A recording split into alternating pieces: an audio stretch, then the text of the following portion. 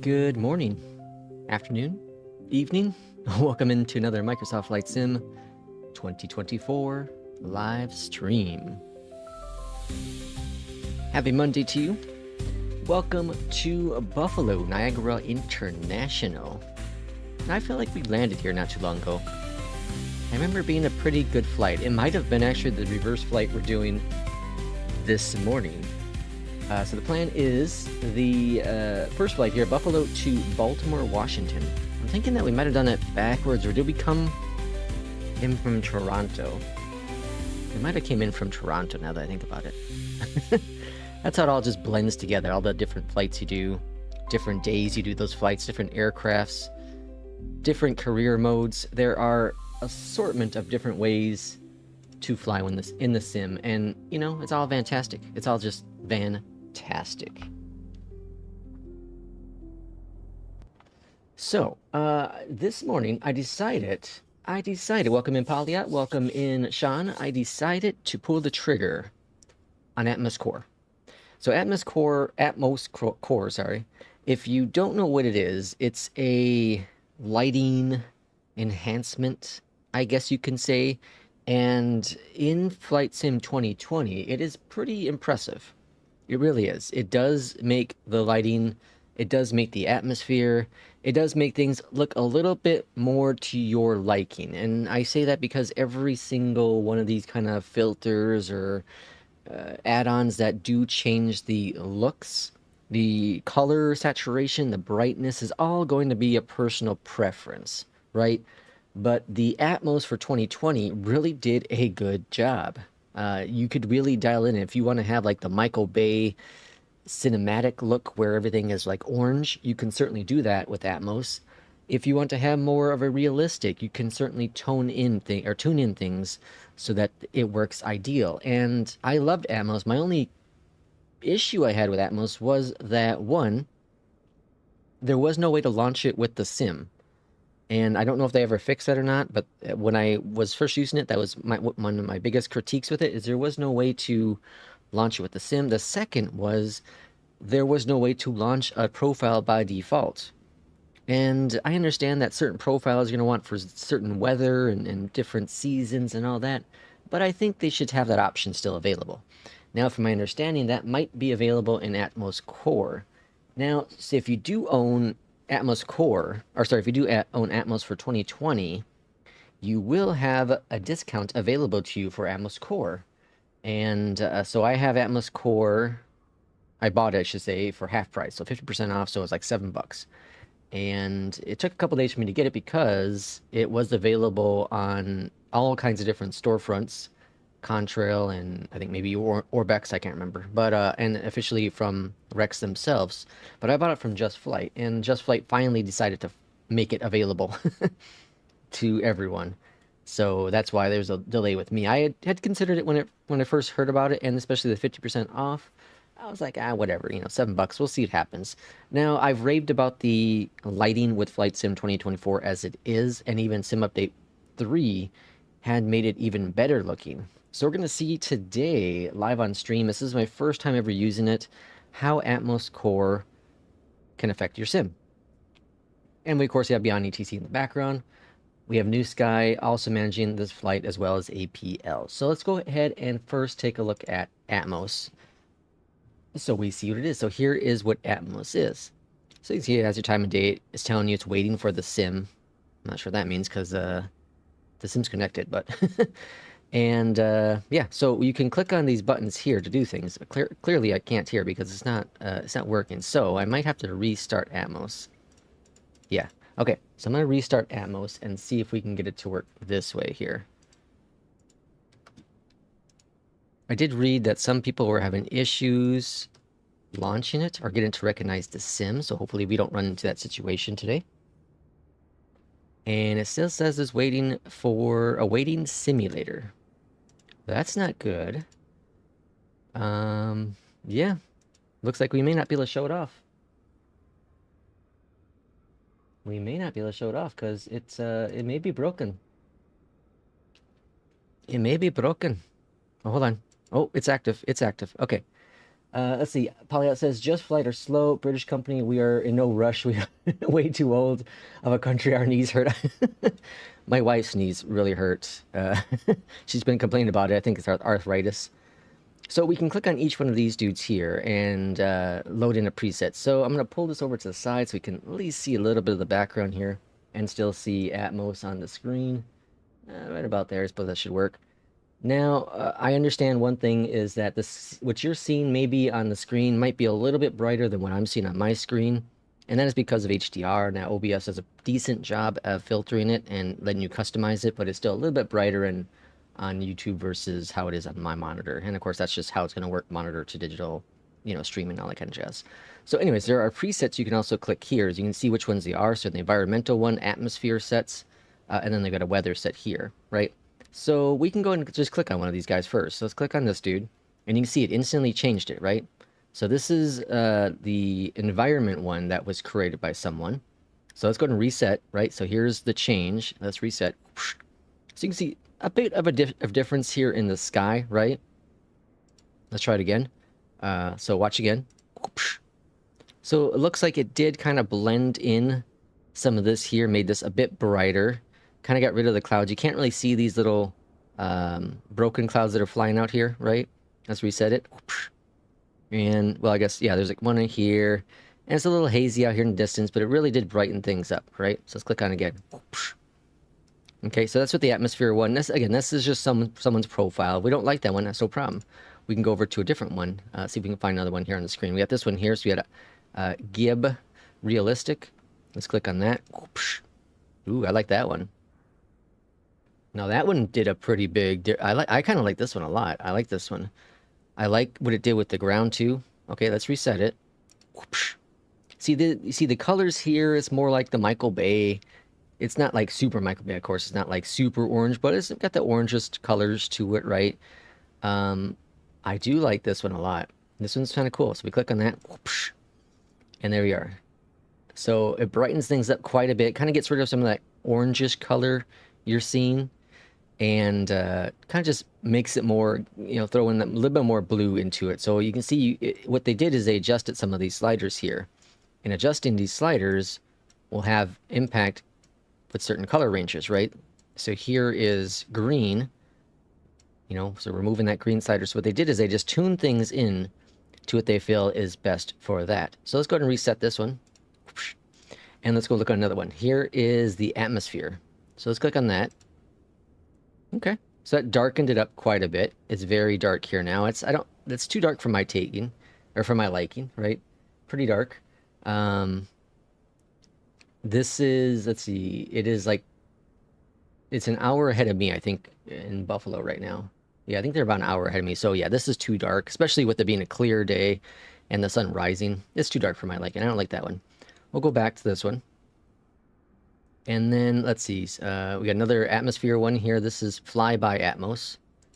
Click on that one. Okay. So that one made some noise here with the clouds. You see it it almost looks like it added in like a haze up here. Almost like a haze, right? Let's reset it. It's very interesting. I'm not sure if I like that or not. Let's try it again. It almost makes it look like there's overcast clouds in the distance, right? Rather interesting. Rather interesting. What is the sound effect? That is special sound effects right there. Let's reset it again. Okay, and then we're gonna look at this weather set one here. Now, there's not a lot of weather here. We got some clouds over on this side. I don't know if this is gonna matter much, but let's try it. Whoosh. Nothing. Yeah, there's really no weather here, so it's not going to make much of a difference. But you can go to each one of these and create your own set, and you can search for a set as well, right? The same with each one of these guys, and then you can have your favorites that you save, right? So it's not bad. The settings are pretty default. It doesn't look like there's a way to launch Atmos.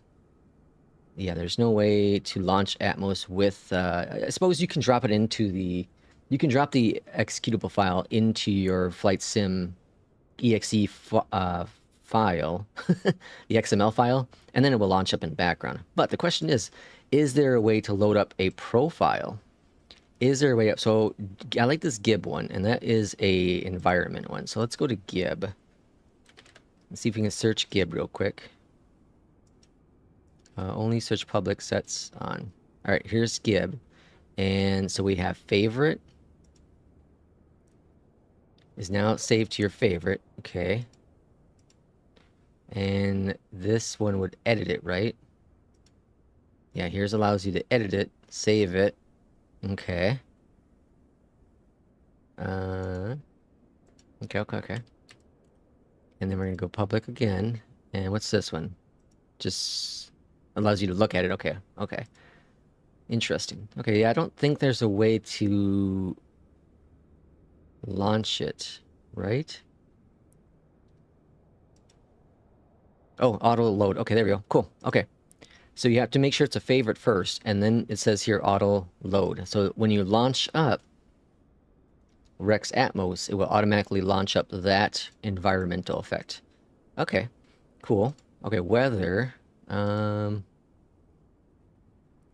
thing that'd be really neat. Now this is with HDR. With one thing that'd be really nice is if it can show you the download count. The download count would be really, really nice. Here's Airborne Geek. He made one. Very, very cool. That's for partly cloudy. We're in a clear day right now, so I wonder what... Oh, we already tried AB, right? Yeah, we already tried AB. Let's try out this HDR one. I'm curious about that one. So let's look at it here. Oh, jeez. All right, well, it's partly cloudy is what it did. So kind of... Wow, that's definitely not partly cloudy. That's like super foggy. Super foggy. That's rather interesting. Okay, let's see what Airborne Geek has here. Okay, I like his. It added in a little bit of clouding out here in the distance, it looked like. Right? Let's reset it. And then weather. Airborne Geek. This is supposed to be partly cloudy preset. You see it added in a couple clouds here. Okay. I think we're going to do that. I think we're going to do that one. I like that one a lot. And then for the environmental one, we're going to use the Gib one. There we go. Okay. We'll use those. And so we have weather. We have environment. And what is atmosphere? Let's see. The big improvement. Realism. See, it makes it too dark. I feel it makes it too dark. It also gets rid of the weather. Well, no, they're still there, but it makes it too dark. I don't like that one. Okay, let's reset. Let's go to weather. And we're going to throw in this one to a favorite. Okay. So now we have this one auto-loading. So load that. And then load this one. Bam. So we're going to try these two and see how things work out. Minimize that. And let's go ahead and commence our flight, shall we? All right. So, again, so today's flight is going to be Buffalo to Washington, beyond ATC in the background, in the iFly 737 MAX. Maxing out today. Now, there was an update for the iFly today. Very minor update. It changed some stuff with the lighting, apparently. That's really it. When they mean minor update, they mean minor update. Unlike Beyond ATC, where everything is a minor update, even though it could be a very big update on their side of things.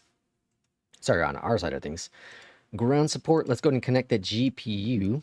And let's go up top here and get the DC on, or set battery on. Get the ground power on. And then I like to come up here right away and get the IRSs aligned. And I just go ahead and get those window heats all turned on. All personal preferences. And that's all going there. APU firing up next. Emergency exit lights, seatbelt signs, all on. Let's go over here to the left. Let's go to menu, performance. Get our weight and balances loaded. And briefing panel, fetch it.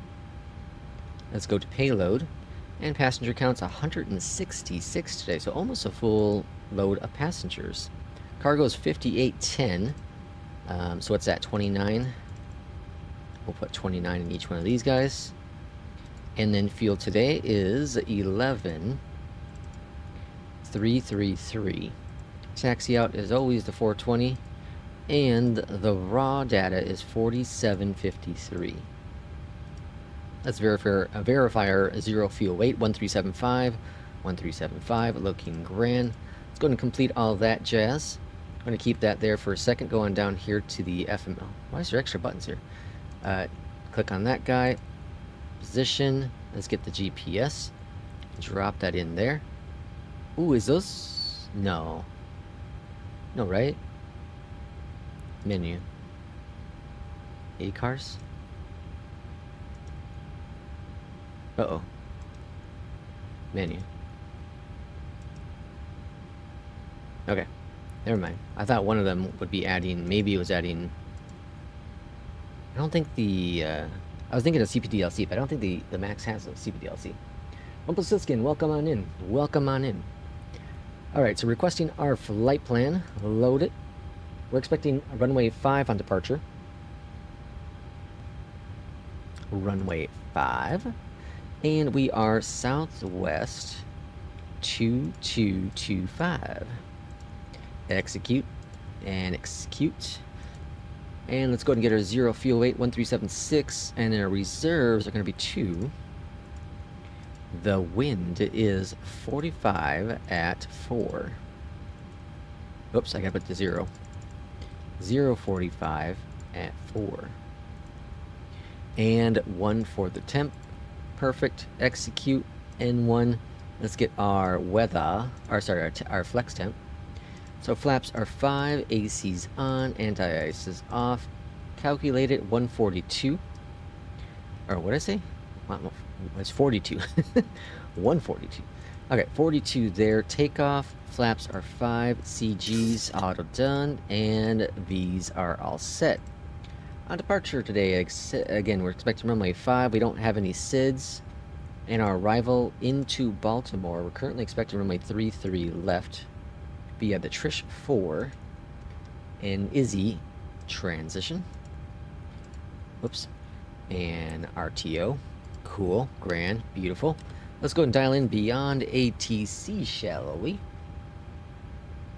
124 and a 7. And I'm going to turn off auto response for right now. Buffalo clearance, a very good morning from Southwest 2225. We are ready for IFR clearance to Baltimore. APU gens on. 2225 Buffalo clearance cleared to Baltimore, Washington. Radar vectors VARs then as filed. Maintain 5000. Expect flight level 310 10 minutes after departure. Departure frequency 126.5. Squawk 3164. Alright, maintaining 5,000. Good, clear to Baltimore. Radar vectors VARs then is filed. Maintain 5,000. Expect flight level 310 10 minutes after departure. Departure's on 126.5. Squawk 3164. Southwest 2225. I think it was VARs. I think I said VARs. Might not like that. Negative Squawk 3164. Oh, it didn't like Squawk. Squawk 3164. Southwest 2225. Alright. Southwest 2225, read back correct.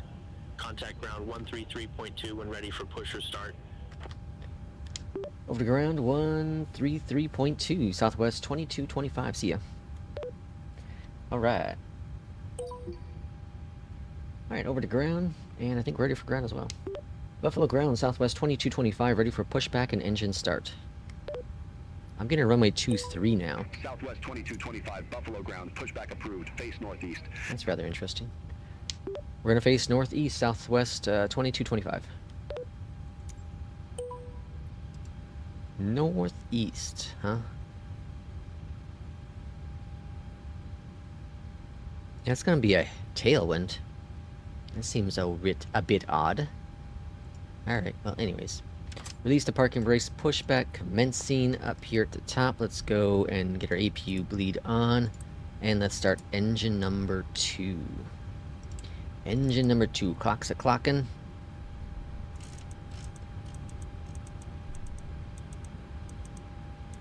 I'm kind of thinking, I was watching, or not watching, someone was mentioning Active Sky in a stream I was watching this weekend, Anyone in chat have Active Sky? And if you do, is it really beneficial? You know, do you really see a pretty big difference from the default flight sim weather?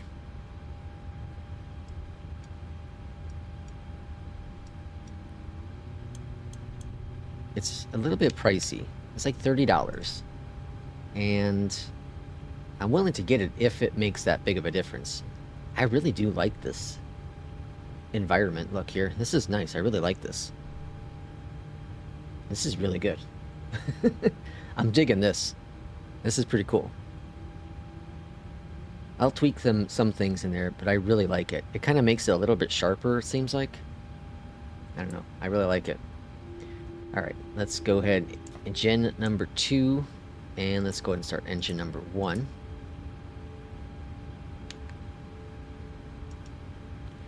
Clock's clocking still. All looking grand there.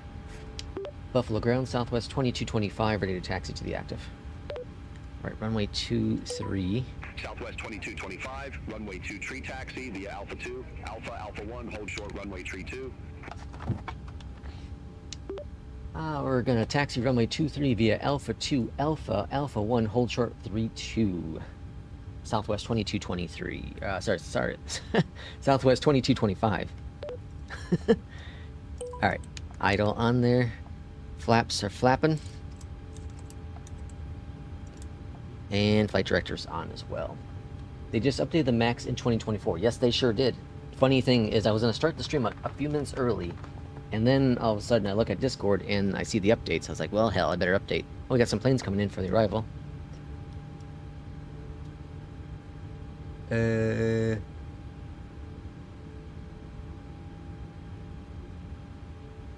That's pretty close. Is this... Yeah, that's AI.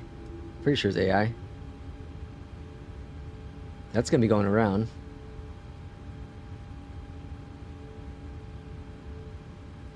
Dunk. So there's United landing. There's Beyond ATC. And here's a Southwest coming behind it. Oh, they're landing too, huh?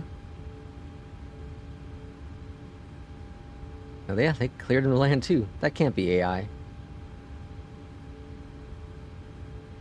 Ah, maybe it is.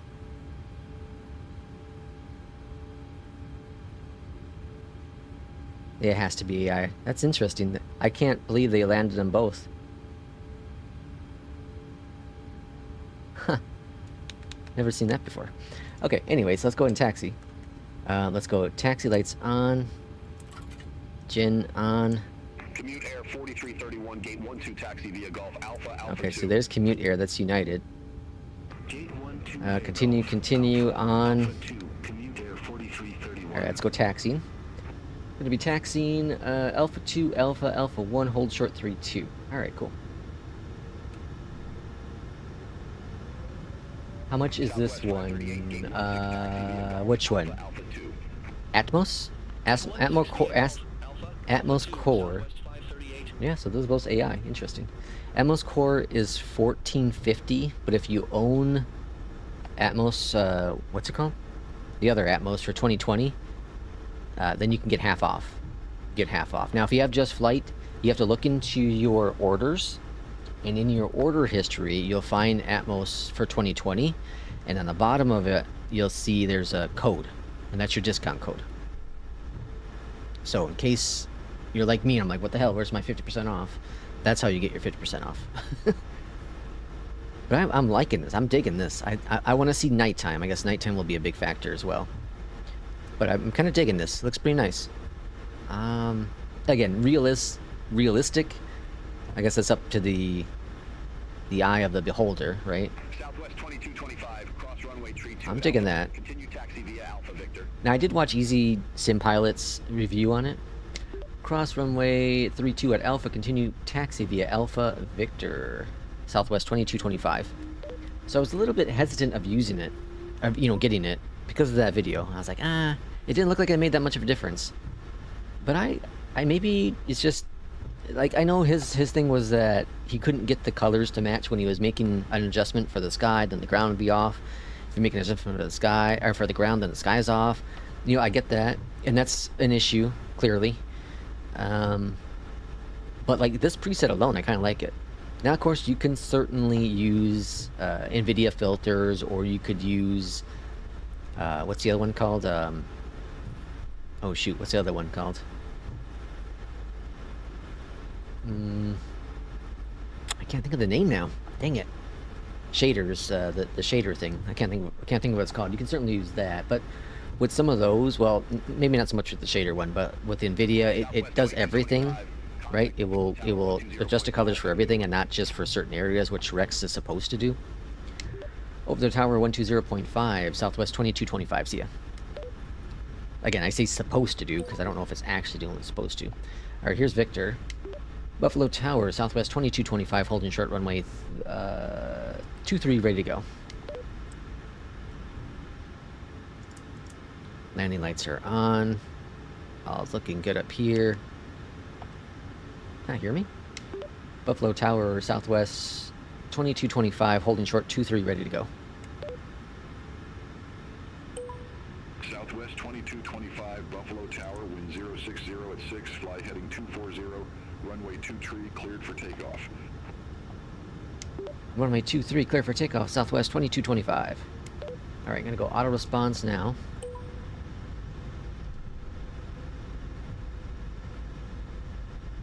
And heading 240, so runway heading, pretty much.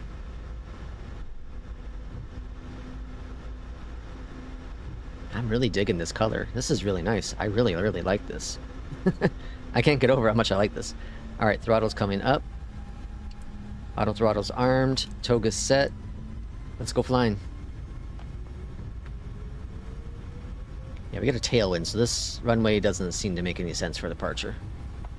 Good old beyond ATC, beyond ATC.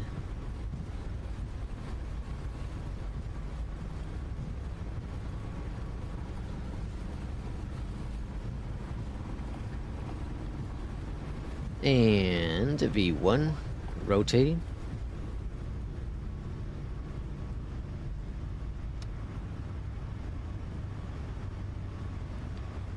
And looking good. Positive rate gear going up. Now we do have to get a turn over to the south here. Southwest 2225, contact Buffalo departure. Contact Buffalo departure, Southwest 2225. Alright, over to departure. First notch of flaps going up. Southwest 2225, good day, 1,300. Second notch flaps. 2225, Buffalo departure, radar contact, climb and maintain 15,000. 15,000. Full flaps up. Climb and And maintain RTO is off. 15,000. Altimeter 3032, Southwest 2225. And we should get a vector to the south momentarily. Southwest 2225, turn left heading 180. 180. Turn left heading 180, Southwest 2225. Alright, VNav is engaged.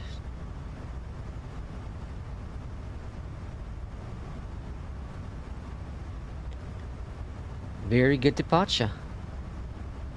Now I'm not sure how much I like about this though. It's pretty, I don't know, maybe that does, we'll have to look on the outside. It's really bright over here, and I kind of like it and I kind of don't. You know, it's a weird, it's kind of that weird thing. We'll look at it closer as we head on out here for departure out of Buffalo, and I kind of dig it. Kind of dig it. I'm definitely more of the blue, you know, add in more green, more blue to the sim versus the orange, you know, the red. Definitely more in the blue category. I know when I was using NVIDIA filters, I was definitely making it more blue. Sharper and blue with Flight Sim 2020. I haven't really used it, or I have not used it at all with Flight Sim 2024. Alright, coming up on 9,000. Looking good. We'll see what the next flight holds for location. Our AP is on, because I kind of like to do a 777 flight. It's been a while since I've done one on stream. So if the airports make sense, then we'll do the next flight of 777. This is a short hop, 245 nautical miles, plus, you know, departure and arrival. And then we should get a direct to VARS. Here it is. Alright, so direct to VARS. And not intercepting the navigation yet, so let's get on course for that.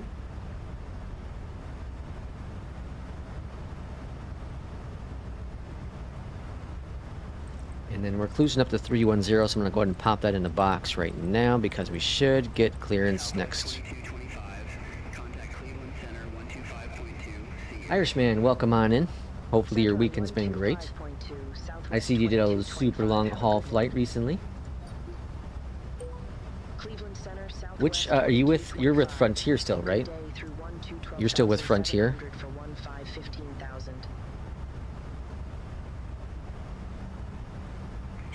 2225, Cleveland Center, climb and maintain flight level 310. 310, okay, cool.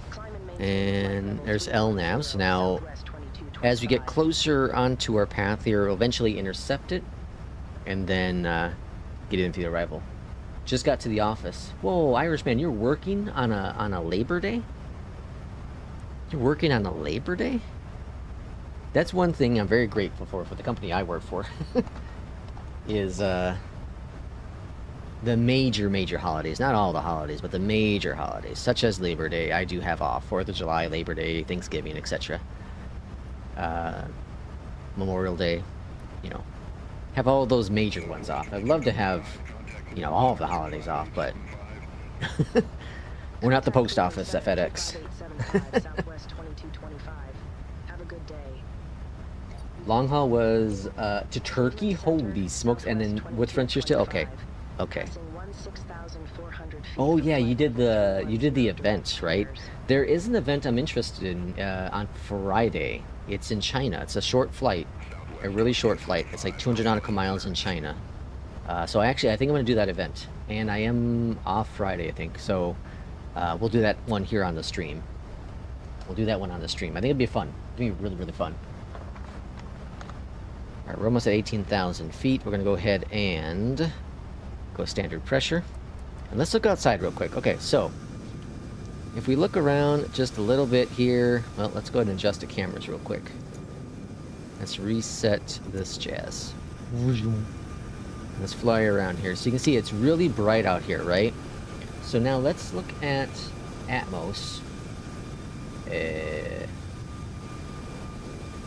Atmos. Okay. And we're going to go ahead and reset everything. So here's default sim. This is default sim right now you're seeing. So you can see it's dark, right? Really, really dark out there. You can see the color differences very distinct here. We got the blue, we have the white here, right? Looking pretty good, pretty good. We'll go ahead and pan around here. Right, pretty good. I like it. I like it a lot. The default sim is darker, substantially darker. Okay, let's start adding in a couple things. So we're gonna add in, the first thing we're gonna add in is gives realistic environment. So really, really brighten things up, right? And again, you can adjust things the way you like to. So I can roll back. This is called scattering intensity. So I can roll that back to my liking. If I didn't like it as bright as it was, well, I can certainly adjust it. So they had it right up here. I feel like it's a little overkill. A little overkill, right? Again, this is all independent to what you like with the sim. The way you like your sim to look, right? So let's reset it again. Here's default. Okay, here's defaults. And then if we add in environmental, all right, and then we can adjust that down a little bit. I'm gonna say I like right there. I kind of like right there, right? Okay, so then we're gonna add in next is I like the Airborne Geek live weather. Okay, so we're gonna watch the clouds here, watch this area right here. I think for the most part, so what it's gonna change. Oh, actually up here, it added in. So it added a couple sprinkles of clouds out there in the distance. I like it. I think this kind of fits what I'm looking for in the sim. Kind of looks what I'm looking for. There's a can add another cloud layer. Oh, that's what he had on. Okay, I see. Interesting. Now the one thing is the atmosphere is the one I haven't really found anything I like so far, but I only tried out 2 things. Again, it would be really, really nice if they... here, Airborne Geek has one. Let's try his real quick. Oh, jeez. Yeah. The atmosphere one I think is way overkill. Is way overkill.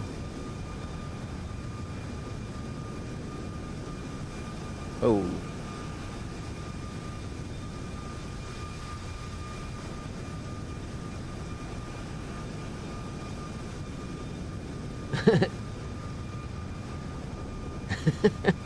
That's crazy.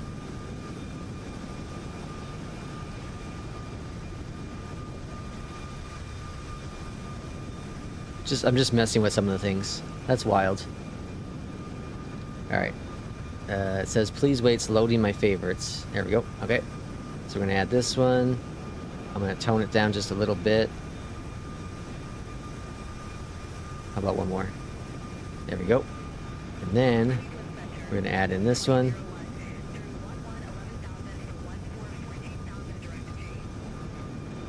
There we go. That's kind of like what I like. That's what I like there. Alright, so we're climbing up to flight level 310. We're expecting runway 33 left for the arrival. Typically, it seems like when we're using Beyondatc, if we get a change in runway for departure, we typically get one on the arrival as well. In this case, headwind of 5 knots for 33 left. So 33 left is the one that does make perfect sense for the arrival. But we'll see what happens. We'll see what happens. We're expecting the Trish 4 arrival via the Z transition.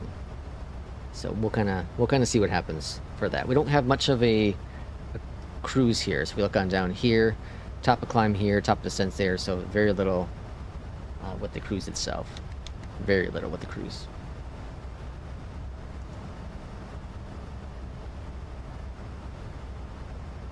And so I expect somewhere around here we'll get our instructions for the arrival. Alright, as we continue climbing out here, I'm going to step away, give the cat some food, and then we'll jump right back in.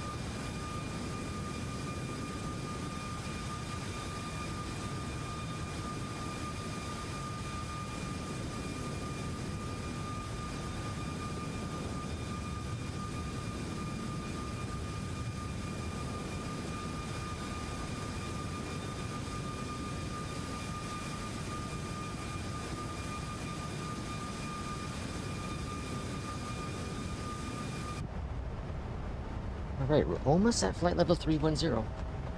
Very, very good. Very, very good. So on Saturday, I watched the new Final Destination movie, Bloodlines. And it was rather interesting. Rather interesting. It was better than I thought it was going to be. It wasn't amazing or anything, but very interesting. And one thing that I thought about it as I watched that movie, you know, as you get older, you start thinking about things in different ways. You know, when I was younger, I was like, oh wow, that death is crazy, it's wild. As you get older, you think about things in you know, in different aspects. And what I had thought about was how many steps they have to, the writers for these scenes, how many different steps they have to figure out to make everything work. And it's crazy to think that, because the way that in the movies, because of this thing, it's a domino effect. Because this happened, these steps are happening next, and you have to reverse the order. So okay, I want this person to die because of this, and then you have all these steps that are going to follow it, or sorry, be before that to happen. And what's really neat about the movie is it also throws in like false accidents. So when you think something's going to happen this way, it doesn't happen that way. But yet it still may happen in a similar fashion.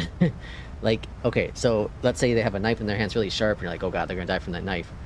Well, that knife might have an impact still in the way of how things unfold, right? But it may not be the way you were thinking it was going to. I don't know.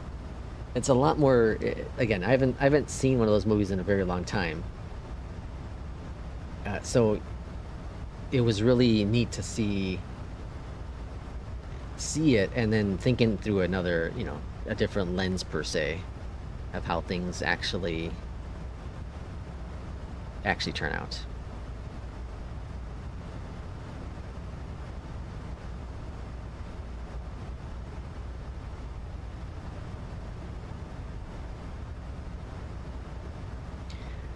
All right, here we are, flight level 310. I'm going to start plugging in the arrival information as well. So, actually, I stopped doing it over here because you really don't need to. But I do need to get comms. So, we're going to go to terminal charts.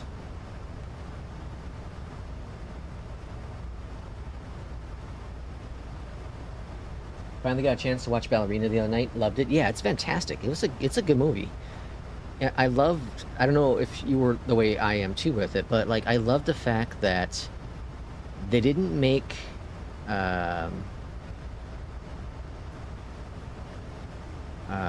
what's her name?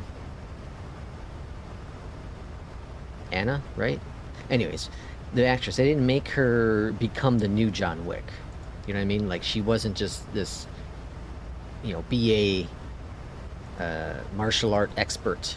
She was a regular person, or she is a regular person, and she has a very petite, thin frame, and she can't go up against, a guy the size of Hulk Hogan. That's not possible. It's not plausible. And the way that they teach her, fight with your skill sets, fight dirty, and I love that. I thought that was brilliant, a very good way to do it. It didn't do well in the box office, surprisingly. But there's many reasons for that. One is not everything needs to be turned into a franchise, right? The John Wick series, you watch the movies because of the choreography. The way that they were 343, the way that they were able to film things in one take and, make things really, really smooth, all that kind of jazz. That's why you watched it. And not really for the story, Dude's dog dies and he's pissed off about it, and someone steals his car, and so he wants revenge. I liked that. I thought it was a great story.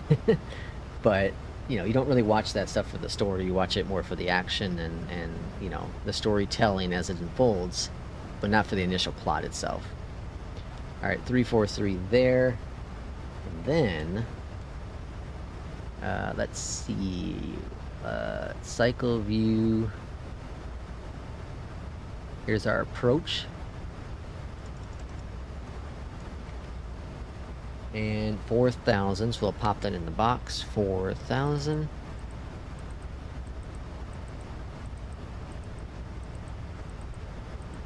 Southwest 2225, contact New York Center 13. All right, 4,000 in the box. Cool.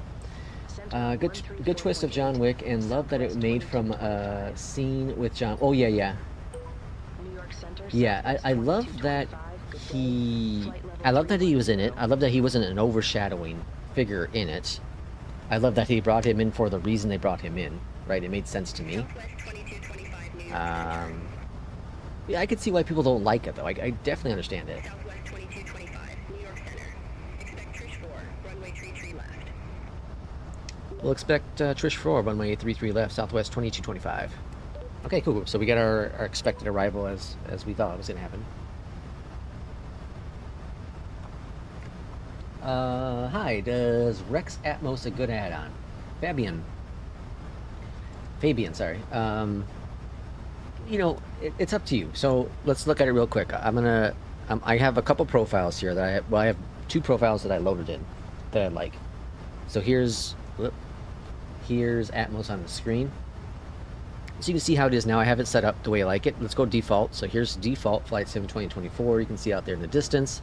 You know, it's got the bluish colors. This is all default. I already love what I found. I already love what I found. Okay, so under favorites, I'm going to add in the Airborne Geek Live Weather. I like his. This is really good. It's very simple.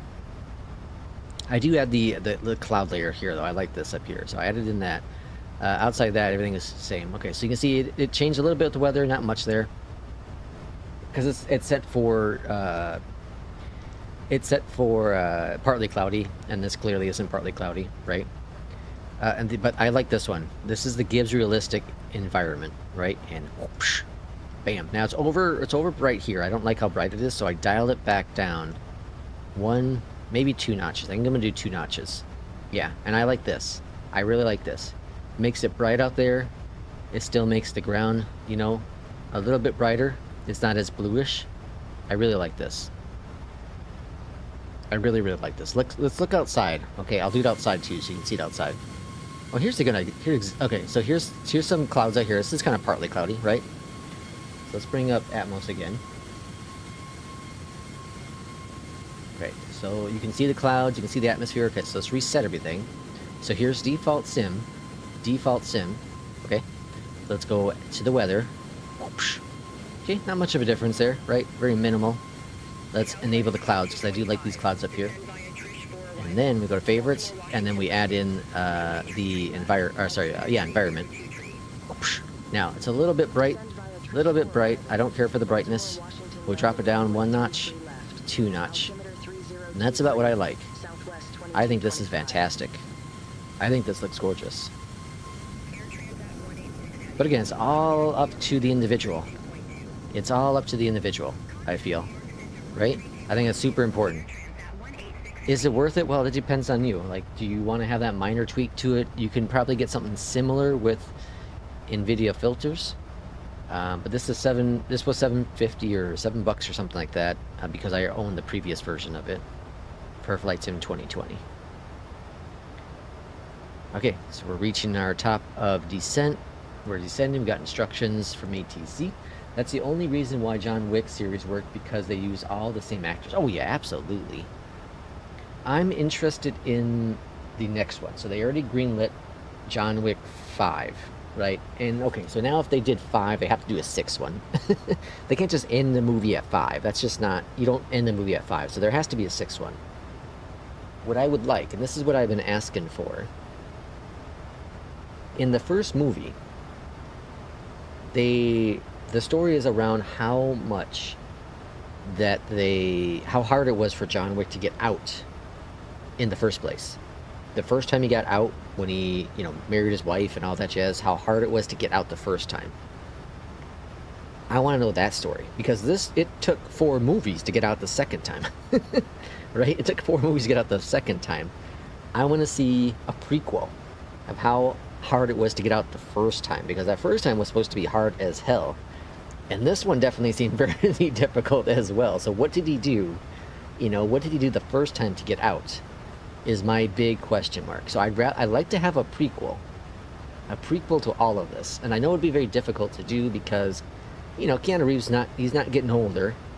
I mean, sorry, he's getting older. He's not getting any younger.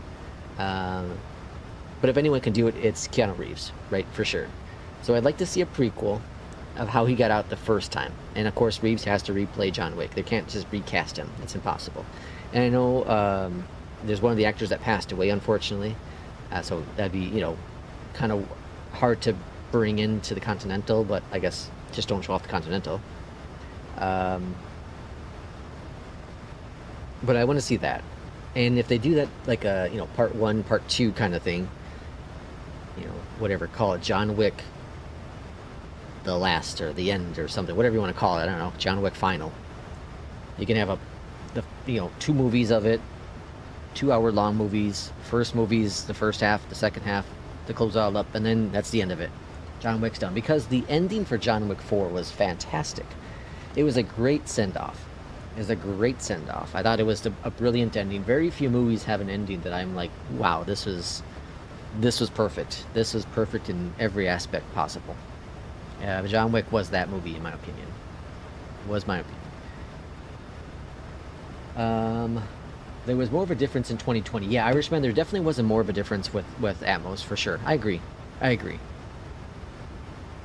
Again, is it worth it? I don't know. That's really up to you. It's really, really up to you.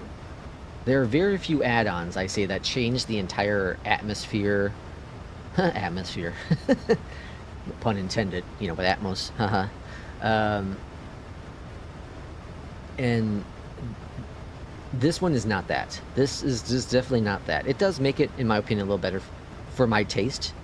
But is it game-changing? No, not at all. Beyond ATC is game-changing, right? Everyone should own some sort of ATC outside of the default flight sim ATC. I don't care which one. Any of them are much better than the default stuff. But Beyond ATC, FS HUD are both fantastic for what they are, and they truly change the experience you have. And then you throw in like traffic with Beyond ATC, and it's a whole different ball game of an experience within the sim.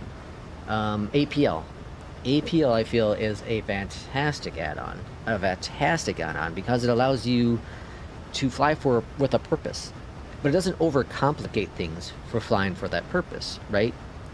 You have you know, the community to try to climb the leaderboards, but at the same time, it's not like a super challenging thing. You kind of fly at your own pace, and I like that feel of it. And then, of course, there's planes and all that jazz. But then the other one I think that truly changes the overall experience of the sim is Auto FPS. Because Auto FPS enhances the performance of the sim, makes it stable. And for a completely free product, it is amazing what it does. Amazing. And then, of course, you have, you know, the planes and, you know, scenery and all that jazz. But I feel like planes and scenery are in 2 different categories, because sceneries are nice, absolutely. Sceneries are fantastic to have in flight sim, period. Right? They do enhance the experience when you're landing, when you're departing. But think about this. You're on the ground for minutes compared to the amount of time you're in the air. So if you could only pick one thing, for me, it would be a plane. If I could only have planes versus scenery, I would totally get planes only. Right? There's no doubt about it. If they didn't make, if tomorrow they made a decision at Asobo and it came down to you making a decision, we're going to kill off the ability to add planes or kill off the ability to add sceneries, I'm saying you kill off those sceneries. I don't care about any of those things. Give me the planes. Because the planes are truly a different experience. Potomac approach. I thought they fixed that. Barry says, what do you think of Beyond ATC? Oh, I love it. I love it. I think it's an incredible... I just raved about it, I guess. But I think it's a fantastic add-on. Fantastic. Beyond ATC is an amazing great add-on. Oh yeah, for sure. An amazing great add-on.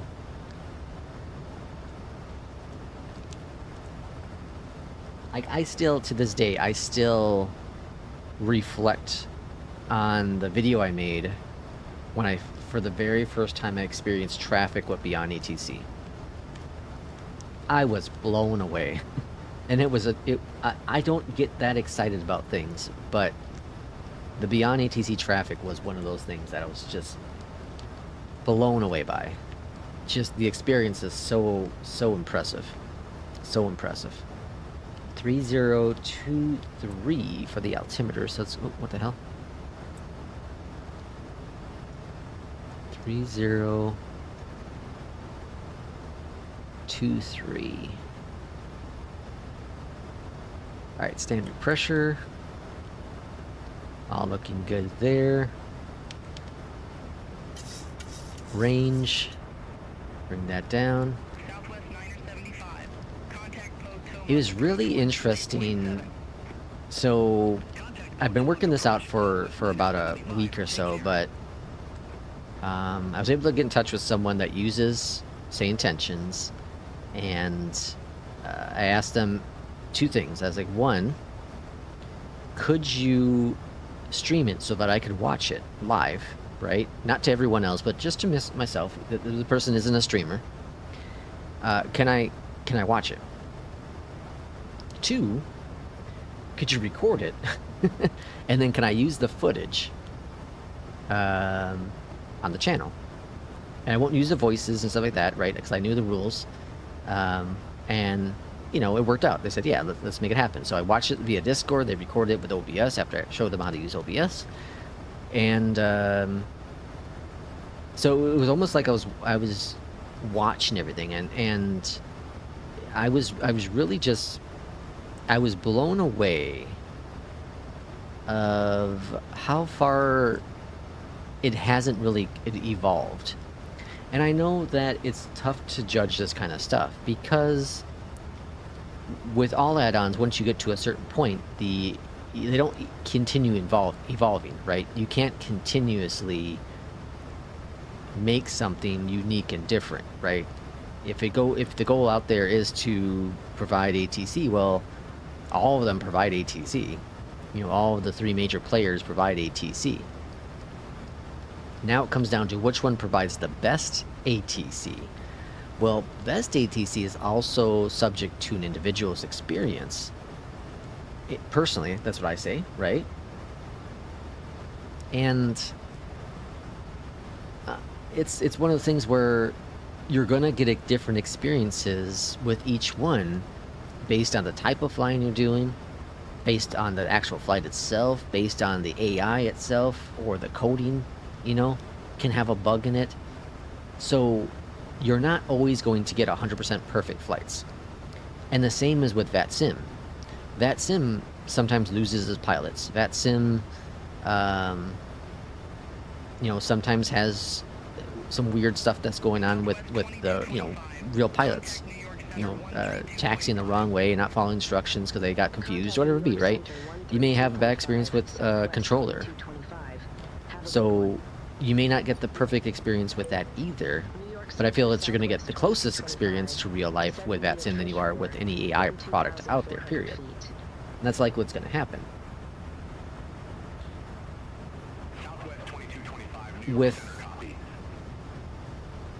For me, it comes down to the following.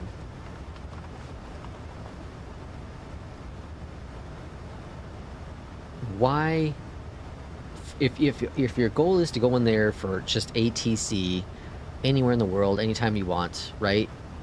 That eliminates VATSIM.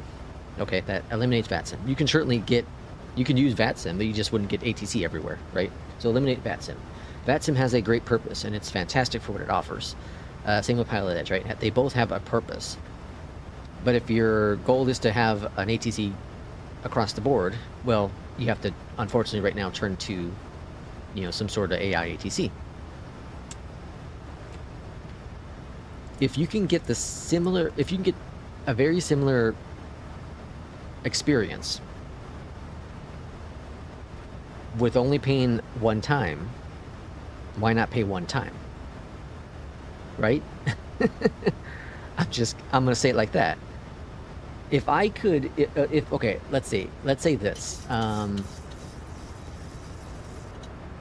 Trying to think of an example. Trying to think of an example that would make sense, because the one I just had in my head really doesn't. But that's I guess ultimately is what it comes down to. And I feel like all three of them offer very similar performance, right? None of them are perfect. None of them are ever going to be perfect. But they offer very similar ATC experiences. FSHUD, Beyond ATC, Say Intentions. They all offer very similar. They're all going to have their issues here and there. That's just part of technology and coding. Now, when you throw in some of the extra stuffs that say Intentions offers, well, then you're like, okay, well, maybe that covers it. That's fine. If you use all the extra stuff or some of the extra stuff, maybe that does cover it. It could very well cover it. If you don't use any of the extra stuff, well, then FSHUD or Beyondatc seem to be the more ideal candidates to use. Obviously, right now, if you use VFR, or if you do fly VFR, well, you know, there's only one product that offers that currently. Beyondatc will be coming out with that sometime down the road. So then it comes down to, well, how good is their VFR going to be? You know, so if all you do is VFR flying, well, I think right now there's only one choice to go with. But once the other options come out, you know, and the same with FSHUD, they're talking about adding in different things and changing things around, right?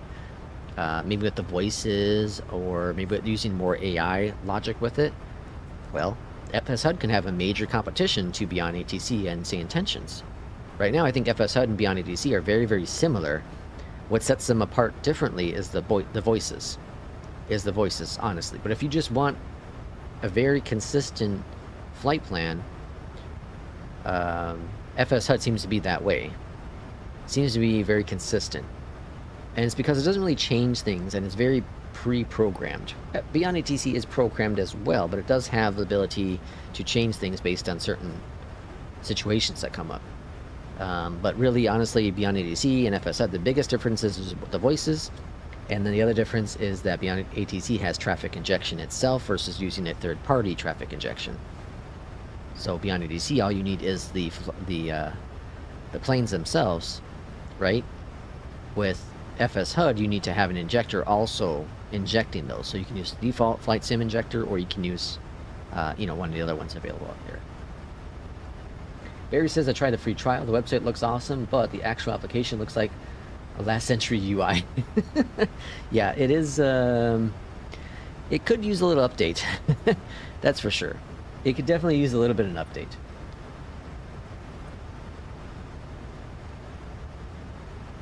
Beyondatc is more realistic and always better. So, what was your experience with SI, Barry? Again, this isn't. I'm not criticizing anyone that loves say Intentions, right? You love what you love, use it. It's no different than people that love the A350. If you love the A350, fly it, have fun with it, do what you want to do. It's your life, enjoy it, right?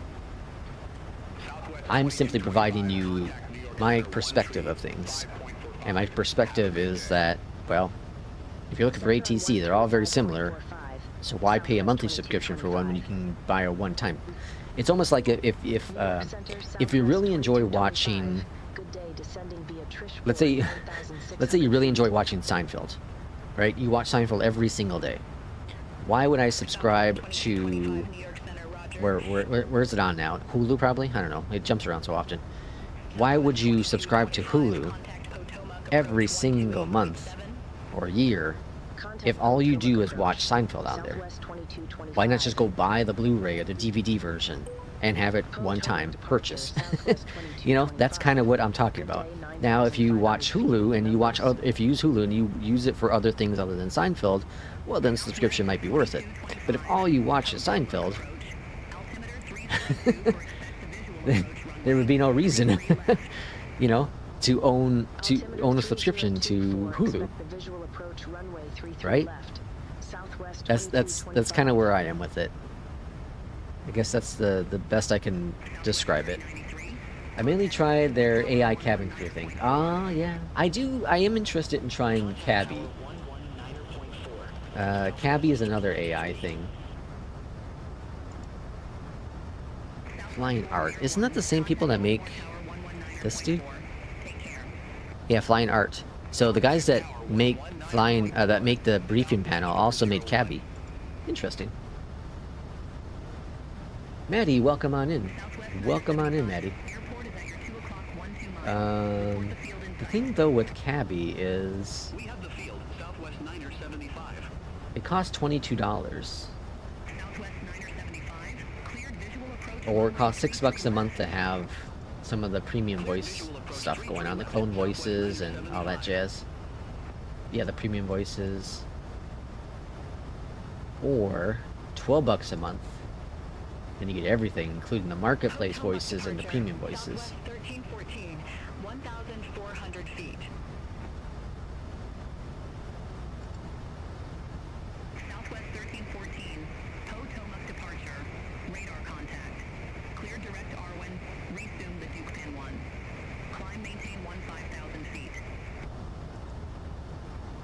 It seems interesting. I don't know. The duct 1. Climb maintain 5,000 feet. Southwest 1314. Manny says I love that show. Southwest 975. I Baltimore Tower 119. love Seinfeld. You know, it's funny because so my cousin and I we had a road trip yesterday, and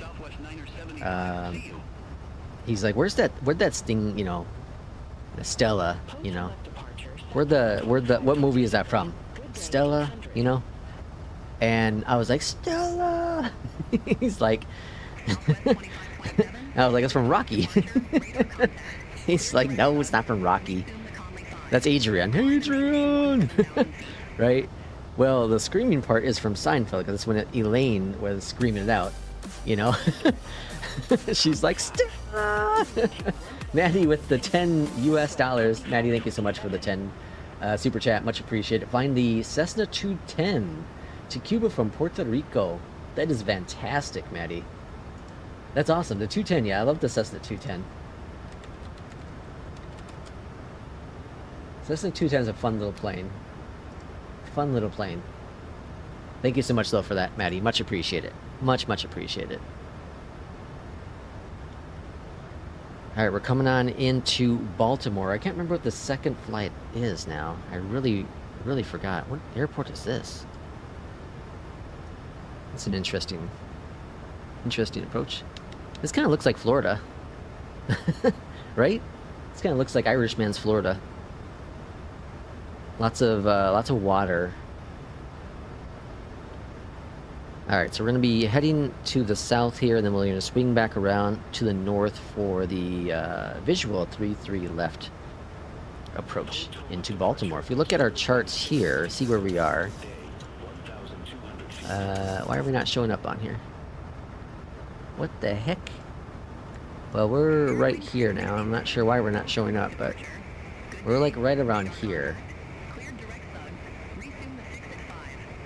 And then we're going to get vectored off to Hook at 4,000. Landing. I always think the zooming is up here. Landing 33 left is right over here, so we're going to exit to the right and find the gate to park. I'm not going to go ahead and get taxi instructions since terminal's right there. Whenever it's that close, I just don't feel it's worth it. Seems like it's too much effort. And then entry's at 2,400 feet. 2,400 feet. Tom says, I like the Turbo 210. Oh yeah, the Turbo the 210 has? Yeah. It gives you that oomph, you know? It looks like a, you know, 172, but it actually has power. Alright, let's go ahead and bring out some of the speed brakes here. Airport's going to be off to the side here. Let's see, can we spot it yet?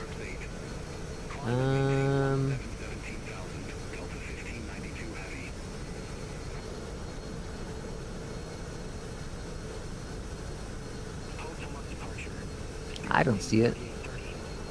Y'all see it? I guess it's up here yet still, but is it right there? Might be right here. What is this now?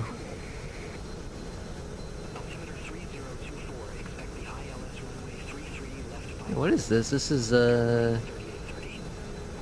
this like a logging place or something?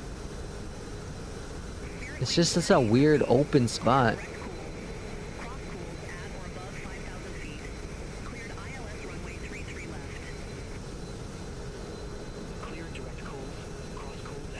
Huh. I don't know. Some manufacturing something here.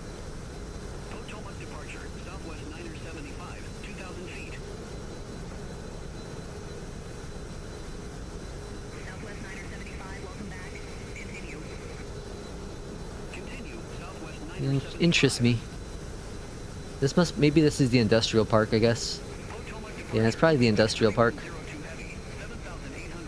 Oh, is that the airport? Yeah. No, hold on. That's not the airport. Is it? Yeah, I think that is the airport. Okay. Alright, we're at 4,000 feet.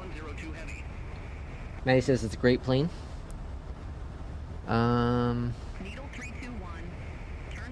Oh, whoops. Speed brakes. Stow those away. Maintain 3000. Altimeter 3024. Kind of at a weird pitch angle here. Turn right, heading 200. Alright, so we should get a vector over to the right here at Splash, right? Needle 321. Splash. Southwest 811. Contact Washington Center 132.55. And I'm going to go ahead and put in the 2400. Center 132.55.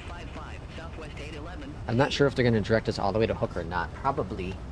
Probably, that's my guess. Southwest 975. Turn left, heading 245. Flaps. Turn left, heading 245. Yeah, probably. I guess we are... This is going to be within 10 nautical miles. You're right. Yeah, I should probably do flaps. I didn't want to do flaps this early, though, because it seemed like we're gonna slow down. Field in sight, needle 321. I guess I can go to manual speed if I really want to. Runway 33 right. Cleared visual approach 33 right, needle 321.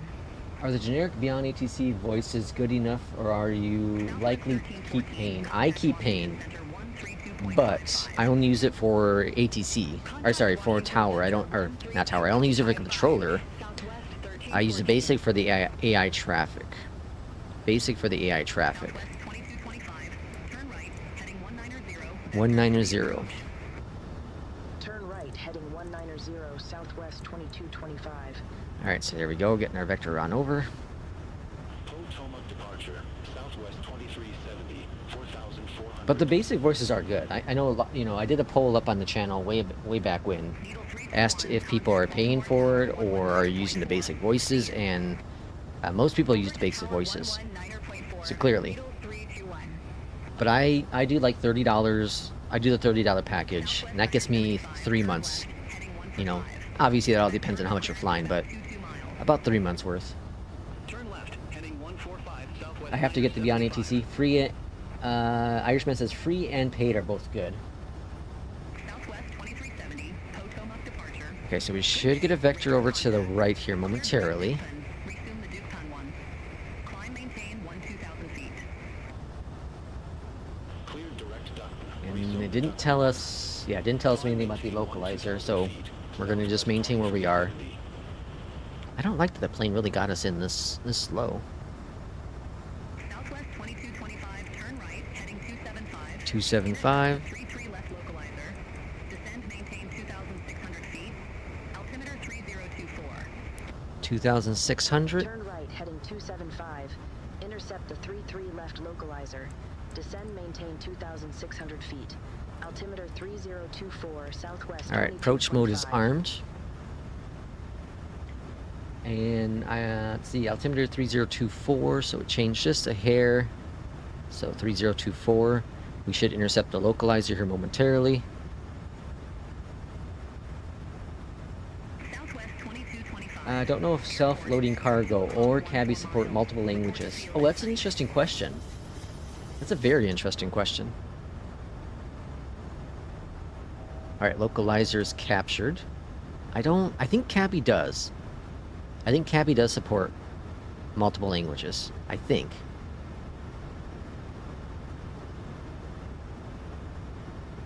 Southwest 2225. Airport. Oh, sorry, I wasn't paying attention. He was asking me questions. We have the field in sight, southwest 2225. Alright, flaps 10. Southwest 2225, cleared visual approach runway 33 left. Clear for the visual, Clear 33 visual left. Approach 33 left, southwest 2225. Alright, looking really, really good.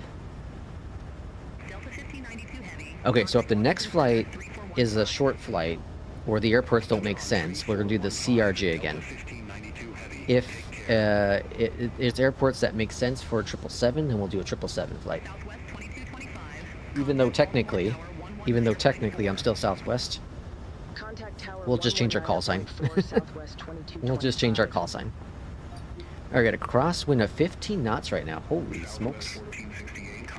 Alright, this ought to be a little spicy for the arrival. Contact Potomac departure, southwest 1468. Alright, what's our V speeds coming on in? 147. 147. Baltimore Tower, southwest 2225. Visual runway 33 left. Oh yeah, Pilot to ATC still works, but the voices are really limited. Zero AI logic. Yeah. Keith, I would look at FS HUD or Beyond ATC as options. I think both of those, FS HUD is pretty close, I would say, to Pilot's Edge. In terms of the consistency, or not Pilot Edge, sorry, a Pilot to ATC. But Beyond ATC has substantially better voices, in my opinion. Okay, gear coming down. We got our clearance to land. 145, right? 147.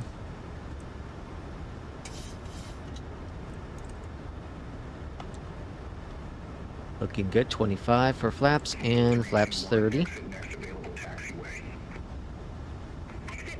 Irishman, I am.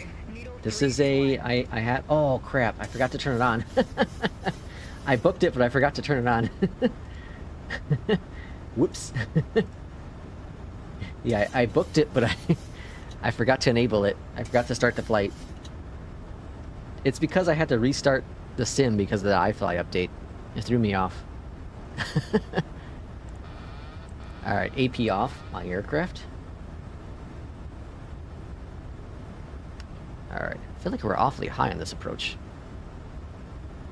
Alright, crosswind is 11 knots now, so it's slowing down a little bit, but Navi's telling me 13. So we're going to kind of point to the right a little bit. I know I can adjust the rudder pedals to kind of keep us straight, but I'm going to come off a little bit to the right and see if I can nail this one. So you see we're off center line right now, but I'm hoping that wind is going to be just enough to push us on over. I'm trying not to make too much corrections to the right either. Let the plane kind of slowly push on over. Okay,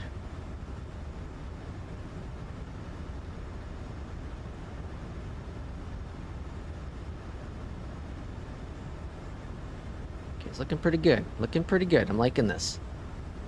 A little bit more to the right. A little bit more to the right.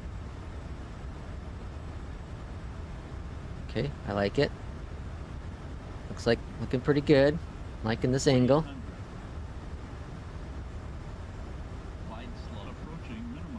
Spoilers are armed. Oh yeah, this worked out pretty darn good.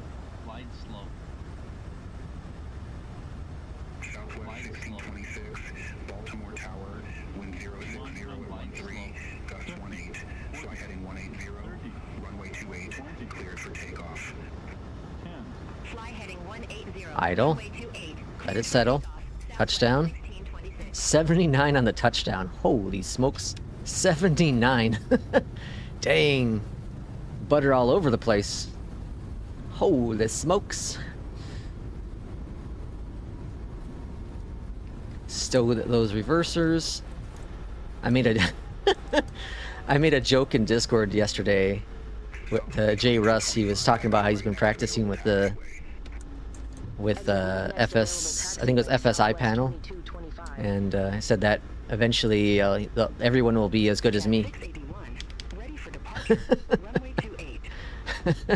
That's an awful joke because I'm not good. I'm very inconsistent. Very inconsistent. Alright, that was a nice, very nice flight. I really like this environment stuff with Atmos. This is really cool. I really like this. This is about what I like the most. Got rid of some of that orange color. I'm just going to park over here. Very, very nice. Taxi lights off. And then we'll see what the next flight is here. Southwest 1345, Baltimore ground. Pushback and engine start approved. Face southeast. Pushback. All right, welcome to Baltimore. Welcome to Baltimore. All right, over here to the left, let's go to menu, system page, connect the electric. Up here to the top, turn on the ground power, come on down below, and cut off switches. And then we're going to see what APL gave us. We'll see what APL gave us. Let's see. Where the heck? I got too many windows open here. APL.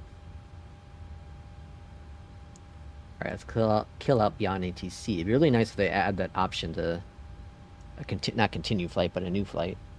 Alright, so here's the next flight. FENIX to Santa... Or, Santa and John Wayne. That doesn't seem like, I don't think I can get a 777 in there. I don't think I can get a 777 in that one. What do we got for the schedule here? Yeah, I don't think I can get a 777 in there. Well, I suppose you could, but it wouldn't be ideal. Okay, let's see let's look at FlightAware real quick. FlightAware. KSNA. I don't think they had 777s flying in there. 737, A320s, 717, 752.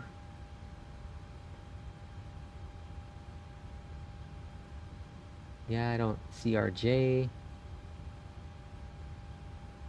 I don't see any big planes going in there. 757 is pretty big. You think we can get a 777 in there?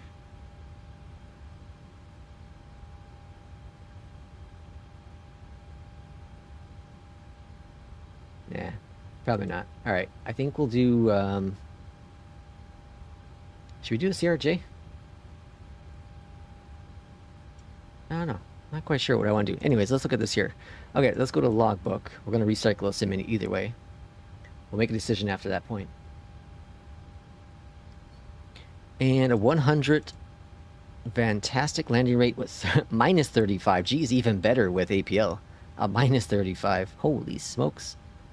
Butter all over the road on this. Fantastic. All right, so we have our next flight. Now I just got to decide on the plane. I could take the max again, I suppose. Let's throw up a poll. Let's throw up a short poll. All right, next flight. We'll do let's see. We got the 319. We'll do the CRJ, or we'll do the max. All right, we'll put the poll up and let people decide what we're gonna do.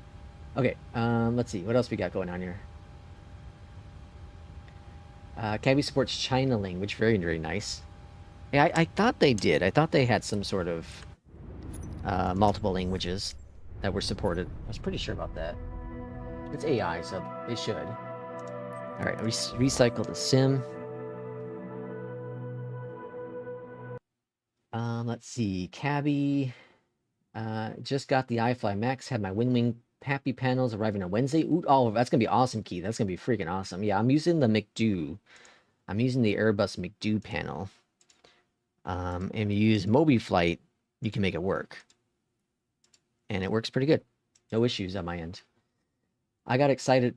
I get overexcited on approaches and end up bouncing. iFly update today. Just got the bird yesterday. Sweet. Yeah, it was a minor update. Very minor update. My Irishman says butter. Wow, and with that, crosswind butter, great job. Thank you. Let's see. Barry says their one-time payment option does not include things like configure in-flight service and premium voices and stuff. For which one, Barry? Their one-time payment option does not include the for Cabby. Their one-time payment does not include things like configuration, in-flight service, and yeah, so the free one, not free one, but the basic one, the $22 package is very basic, very, very basic. And I don't think you even get like free credits either. Like a lot of the AI things give you at least, like Beyond ATC. When you buy Beyond ATC, you get, whatever it is, 250,000 credits, to use. And I don't even think Cabby offers that. I could be wrong. I could be very wrong, but I don't see it anywhere on their site that offering you free credits to start off with, which is crazy. Like, you would think that'd be the way to do it. Get people in by offering them the a couple free flights, and then be like, well, you like that, huh? Here, pay. Again, I could be wrong. Irishman says that comment went over like a brick. Hey, listen. That landing there was perfect.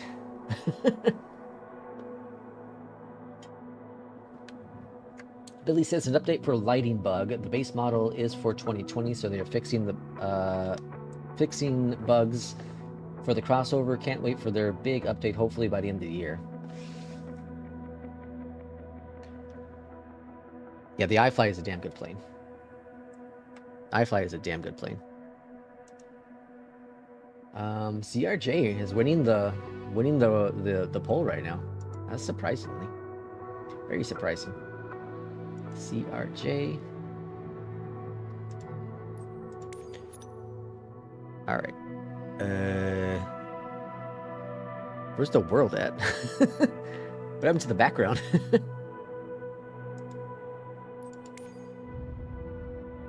Where the hell? What the hell happened? Where's the world at?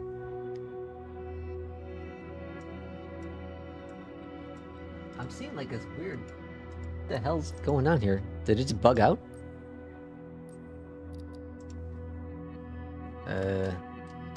Yeah, Flight Sim like bugged out. Alright, let's do another restart. That's rather interesting. Anyone ever have that? That's a first. Okay. Well, close it out. Oh, is it? I wonder if it's Atmos causing issues. I'm gonna close out Atmos. I'll launch it again afterwards, but I wonder if it's Atmos that causes issues with that. All right, Sims are closing out. Come on, Sim, close.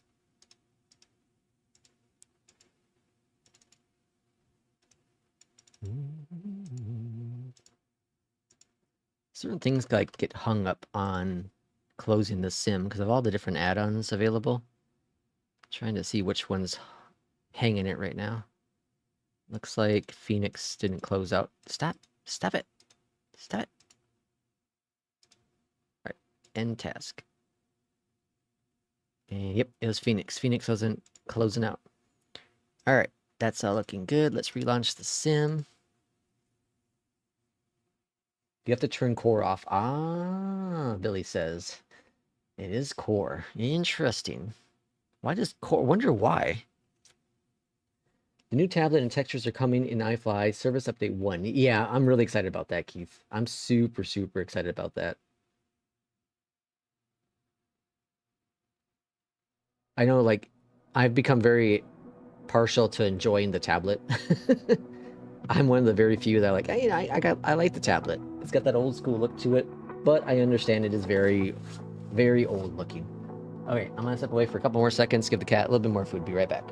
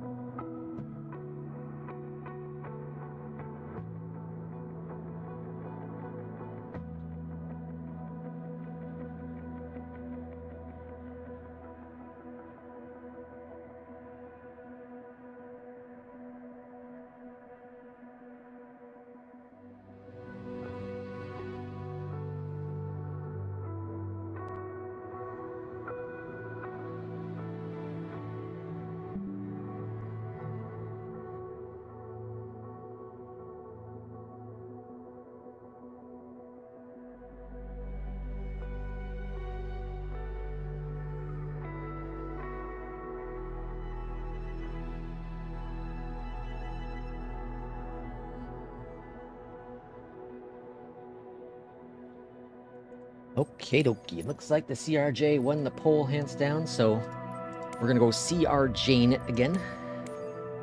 Since we CRJ'd it, what was the last time we CRJ'd?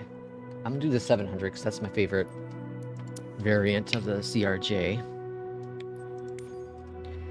And who flies out of FENIX the most? Delta or American? I'm gonna go with American, huh? I'm going with American. Let's check it out real quick, though. So, flight aware. And... Whoops. KPHX.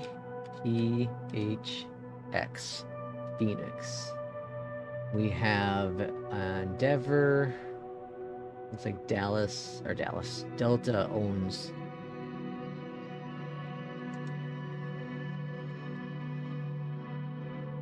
Yeah, it looks like it's Delta. Alright, so we're gonna go Delta. Delta. Endeavor. Good. Save it. Alright, let's load up so I don't forget here. Let's load up FSUIPC. And we're going to save this. And then we're going to go to FENIX. Drop in here. And let's get our flight plan going with APL. So, CRJ 700. Launch SimBrief.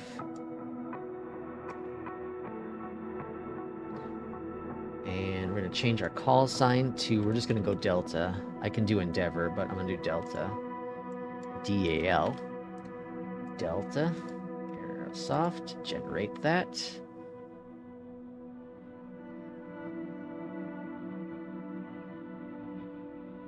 Alright, flight level 340, so we're going to update that with APL. And I forgot to check the runway. That was my reason for generating that moment. 7 left. Alright, so let's go ahead and we'll go push back from this point here. Alright. And start the flight. Maddie says, I have the CRJ, just don't fly it. Have not learned it. Oh, it's a fantastic plane. It's a fantastic plane. It's really easy to learn, too. It's really, really easy to learn. I think I watched, like, one video and got it down. You know, I'm still not perfect with it. I'm definitely doing things wrong, but I think it's a lot of fun. A lot of fun. Keith says, the trim wheel is too dang loud in the Max. Oh, yeah. All right. Fly. Got scary eyes. Oops. And then enter the cockpit. Cool. Grand. We're in the cockpit. Let's launch up Atmos again. Core. And now, did it load the default ones? So waiting the simulator, it says. There it is. Okay, cool. It loaded in. Fantastic. So now we got Atmos going. See, it's got the bright ones again. It's got the bright clouds. So I have to adjust that on my end, so that I'm loading, because I like that profile, but I want to have it tweaked. I want to have it tweaked.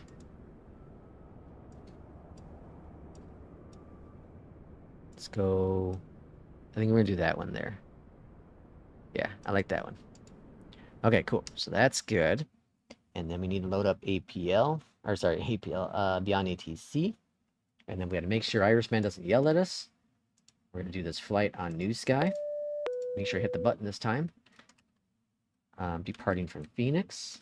We're going to where are we going to?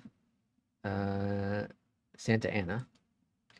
In the CRJ. Book it. Start the flight. And then launch up APL with traffic. Okie dokie. Okay, so in this aircraft, connected. why does it say it ended? FENIX. Why does it say my flight ended? That's weird. In this aircraft, I'm gonna go through the steps here, how to get this guy going. It's pretty dang simple. Let me get the LANT updated quick first, so I don't forget. Okay, so that's updated at the top there as well. Okay, so what we're gonna do first is head over here to this side. We're gonna tap on the tablet to activate it. And then we're gonna go to aircraft and we're gonna connect the ground power and the ground power and the air cart.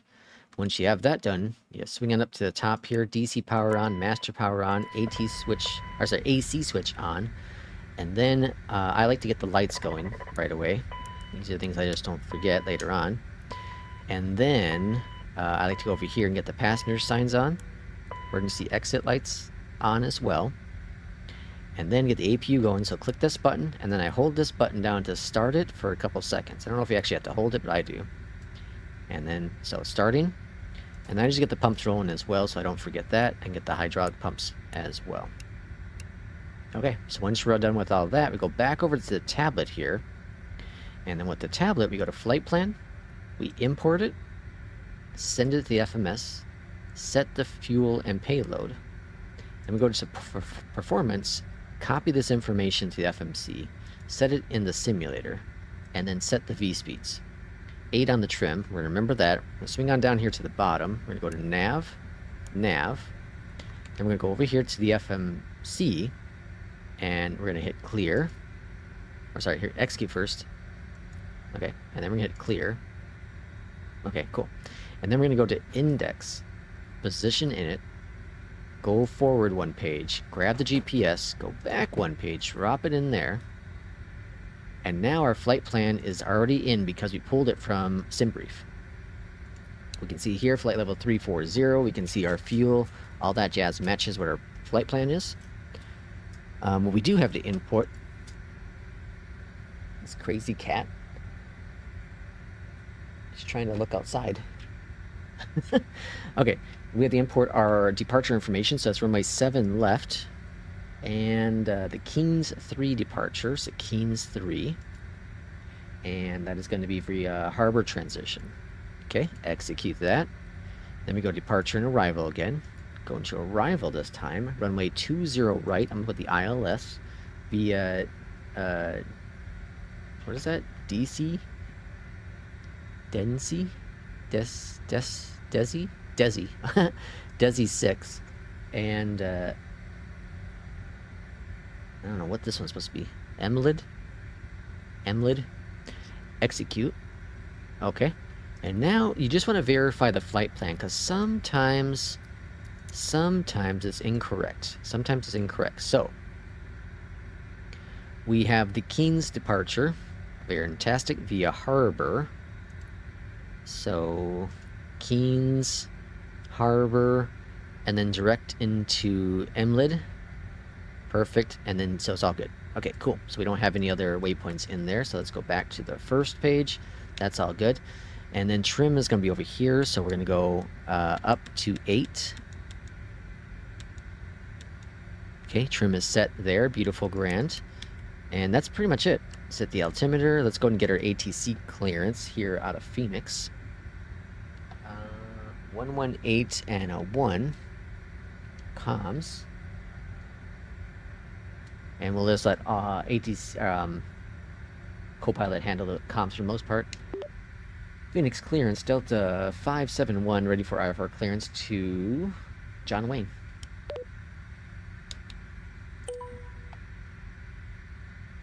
So you can see up here, APUs available. FENIX clearance cleared to John Wayne, over here, County. aircraft, disconnect chocks. Transition, then as filed. Climb via SID. Departure frequency 126.8. Squawk 3161. Let's see, climb via the Clear to SID. John Wayne, Orange County. Keynes Tree departure with the harbor transition, then as filed. Climb via SID. Departure frequency 126.8.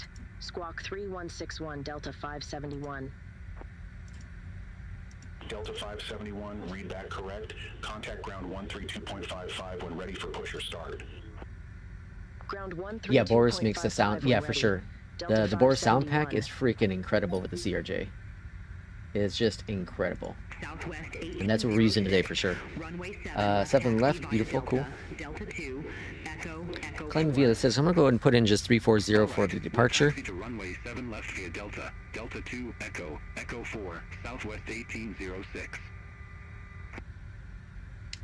FENIX ground, Delta 571 ready for pushback and engine start.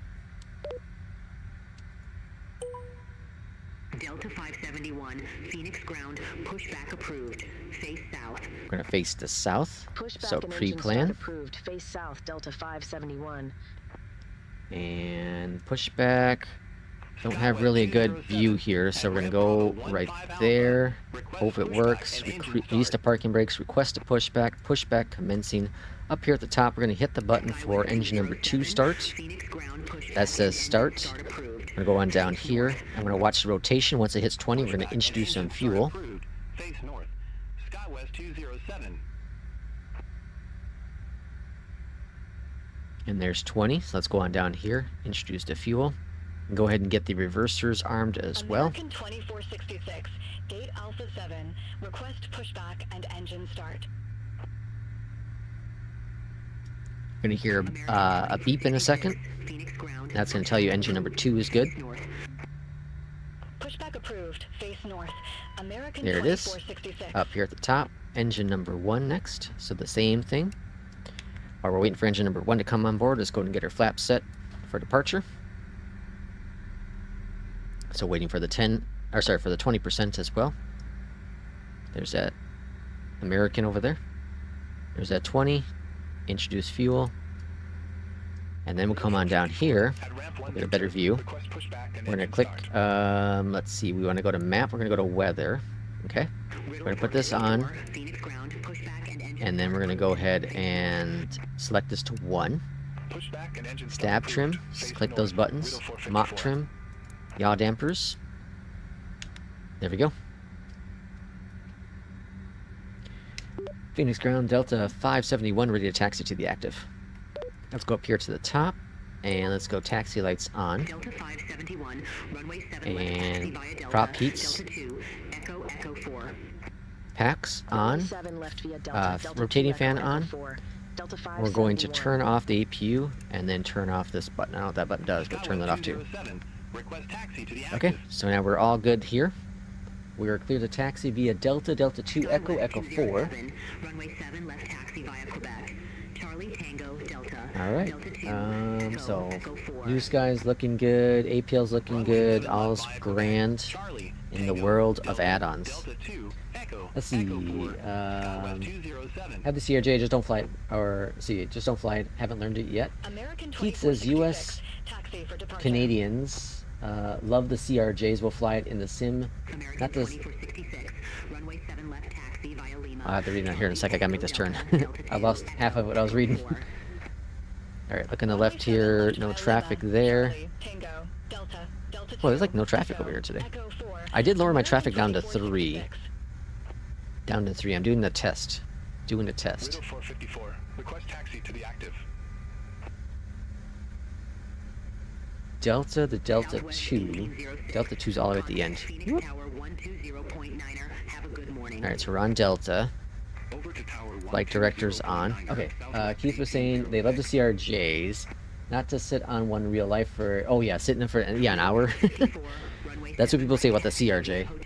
Hate the CRJ. Boris makes the CRJ shine. Boris did a better job of this, on the RJs than on the Max. Really? You think so? In my opinion, maybe it's because the CRJs is really loud in real life. I did mention the trim wheel on the Max. Yeah, the Boris sound pack for the 737, for the iFly Max, and for the CRJ are all incredible. If Boris ever came out with an Airbus one, I would totally buy it. Like the 320, I would totally buy it. Not that the FENIX ones are bad; they're really good. But man, Boris does. What I love about his sound packs is one of the biggest things, and it's such a minor detail, but it's when you are on a runway, you hear a different sound. You hear the, versus taxiing how we are now. Like I absolutely love that sound. It's so cool. It's so cool. And this is awesome looking. Look, like I love the blue here. This blue looks so much better, I think, in my opinion. I'm gonna clear out. Okay, so we see the blue, how it looks there, right? Okay, it was cleared out. This is default. This is default blue. If I look outside my window right now, it's not that bright. I don't think it's that bright. Okay, again, this is all personal preference. But now if I go to weather, add in a couple clouds there, and if I go into the environment, this is closer to what it looks like outside, in my opinion. I'm gonna drop it down 2 notches though. Closer to what it looks like outside. It's not perfect. It's not perfect. But I think it's closer. Why is my... Didn't I turn it... Oh, I thought I turned it on. I have it on test. Oh, that's test now. What the hell? There we go. Okay. Weather radar's on. And... Got that American out there in the distance. Is that a... EJET? I think it's an ERJ. I think so. Let's see. Will, welcome on in. Can I sell my SI blanket here? You can. You may not be able to find a buyer, though. Hopefully your weekend was great, Will. Welcome in. Get those Will emotes in the chat. Emotes in the chat. The windmills. Alpha 21, request pushback. Yes, Irishman, I did start New Sky. I did start New Sky, Irishman. I didn't forget this time. See, I told you he was gonna get mad. Barry says, same intentions blanket. P2, welcome on in. Welcome on in, P2.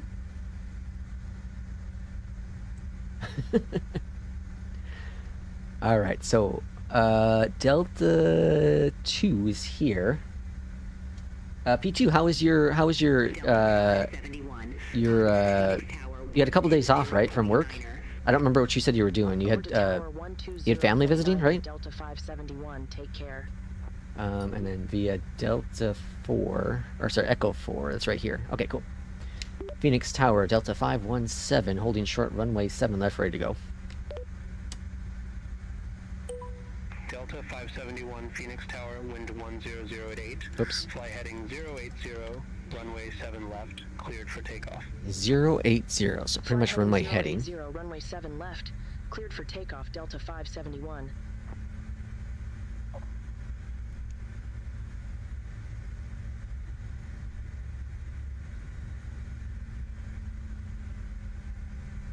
I'm a Newfoundlander, so probably 1/2 Irish. All right, here we go. And man, I really love this atmosphere look. This is really cool. This is really, really cool. All right, bring up those throttles. Just like the Airbus, it has the D-dents in it. So there's climb mode, there's toga, and let's go flying.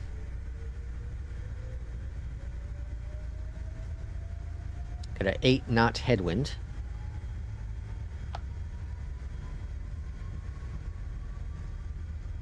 Yeah, you're right. This Boris sound pack is so awesome.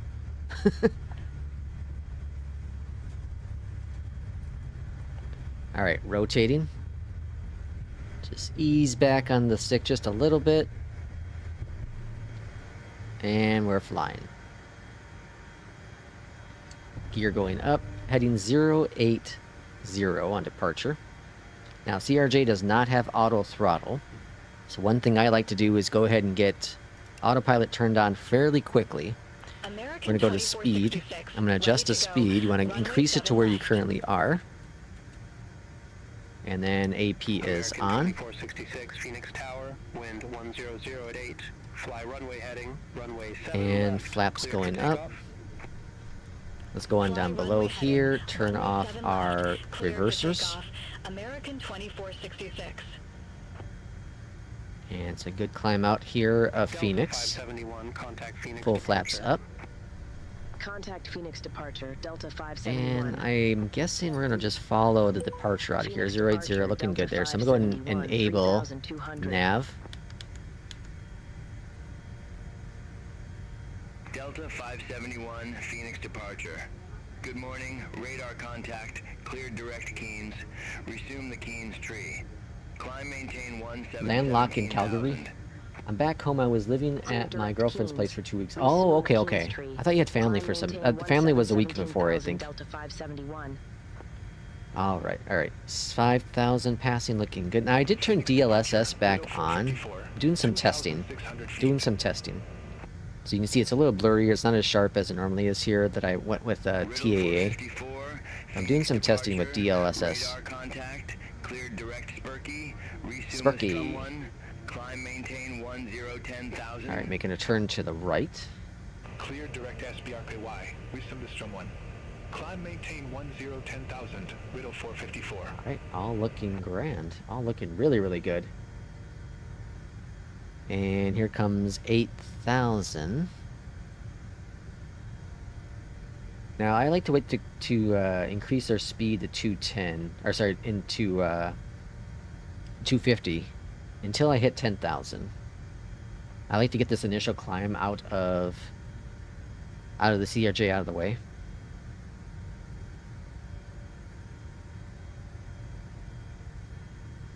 Okay, looking good. Another 1,000 feet to go.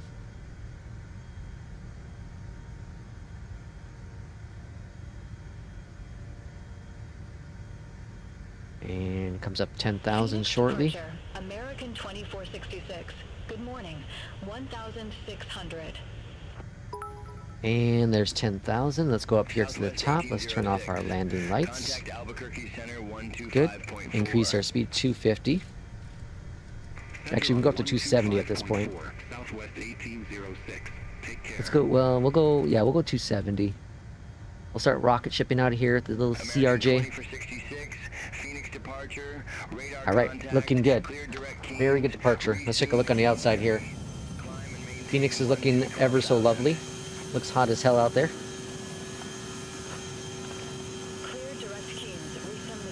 So these clouds are a little goofy looking here. I don't know. I think this is DLSS causing that there. Irishman with a 7 months. 7 months Irishman. Holy smokes. It seems like it's been longer than that. That's crazy. 7 months. Irishman, thanks for the 7 months. Maddie, Puerto Rico to Cuba on the 210. Irishman with 5 gifted memberships as well. We got Steven, who's been in here for a little bit. Triforce Gaming got one. Jeff, Thomas, and Chemo. All courtesy of our great man, Irishman. The great Irishman. Put those emotes in there if you have them. Let's see. Will says, so what about Atmos? Any important difference? Well, and P2 was asking about this as well. Alright, let's see how we're sitting on the inside first. Looking pretty good. Okay. So, I'll bring it up here so you can see it. So here is this one I found that I'm using. Okay? And here's Atmos. Okay. So here's the profile I'm using. I made a minor change to it, but this is the profile I'm using. I like the way it looks right now. Okay? Here's default sim. A little darker, a little oranger, right? A little yellow here on the plane. Nothing crazy, but the default looks really, really good. Huge improvement from Flight Sim 2020. Huge improvement from Flight Sim 2020. Right? Okay. So let's show. I'm gonna hide Atmos. You can see just the plane. There's the sim. Okay, so the first thing I'm gonna add in is the weather, and this is Airborne Geeks weather. Okay, so I'm gonna hit the button. Bam. So added a cloud layer up here, right? Just gave it a little bit more pizzazz. Nothing crazy. Very minor. Okay. And then we go to favorite. I'm gonna add in the environment. Okay. This is gonna be Gibbs Realistic Environment. Hit the button. Now it's really bright. It's a little bright for my taking, or for my liking. I'm gonna drop it down 1 notch, and then 2 notches. And this is where I like it.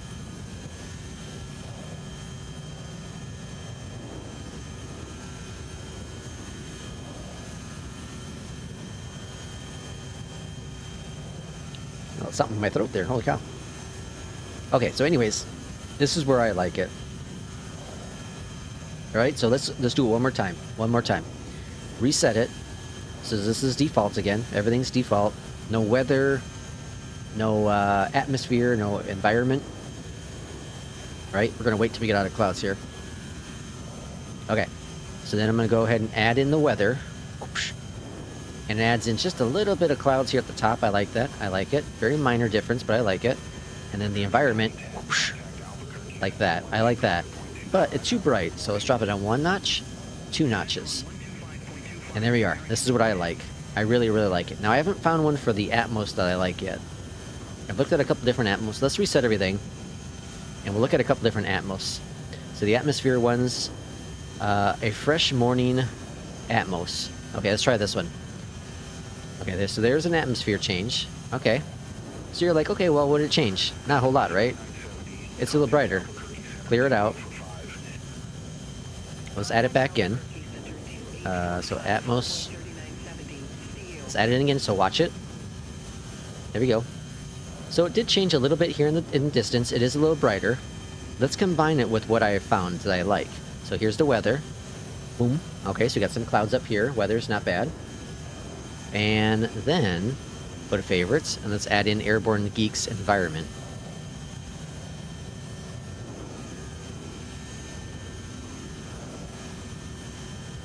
Uh-oh. Oh, what happened? Oh, here we go. Gibbs, sorry. We got a Gibbs. Too bright. Drop it down 1 notch. 2 notches. So now I think it's a little too bright with that environment. I think it's a little too bright with the environment. Or sorry, with the Atmos.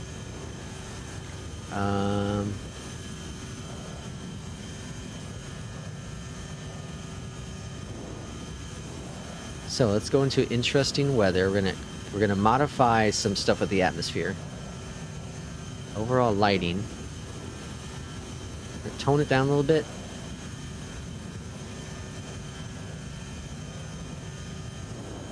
About there. Yeah, that's not bad. I'll take that one. I'm gonna name this one Lex. I'm not gonna save it with the community for right now. Lex test. Okay. What the heck? Testing Atmos. Oh, you have to share it? No, you don't. Within the sim of 2024. What the heck? It won't save it. Present description is not...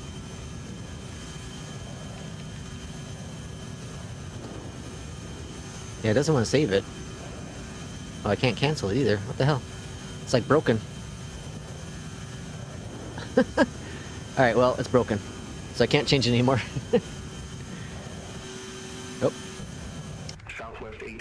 Oh. Standard pressure. Alright, standard pressure set. We're still climbing, all looking grand there. Let's lower this dude a little bit. Let's range out. There we go. Alright. Yeah. I like it. Again, it's very subtle. Very subtle changes, but I like what it did. You can, I think, do the same thing probably with NVIDIA filters. But since I owned it in 2020, the 2024 version was half off, so it was like $7. I figured, what the hell, to give it a shot. And I'll use it. I'll have it... Well, no, you can't do it so it auto-loads with the sim, because Keith was saying that it breaks if you auto-load it with the sim. So that sucks. I'll have to make a button to launch it every time. Master Copy, welcome on in. Welcome on in. Is it worth the full price? Oof. So that's about $15 US full price. I would say no. I would say no. I think there's other add-ons you can get that are within that $15 price range that are better. They may not offer you the change like this does. It's for something completely different. I think that $15 can be used for something more ideal. I think it could be used for more ideal, something more ideal. Now for half off, $7? Yeah, I think $7 is realistic, a good price. I think if they would have sold it for $10, for $9.99, I think it would be a no-brainer. It's $10, it's worth buying. $15, I think, is a little bit more. And it's only a $5 difference. It's only $5. But that $5, I think, makes or break, in my opinion, the pricing of the add-on. Let's see. Guys, a must-watch. VTube 911 cleared to chaos. Gander Center when the skies went empty. What? I saw that you said your dad was a controller, ATC controller. That's awesome.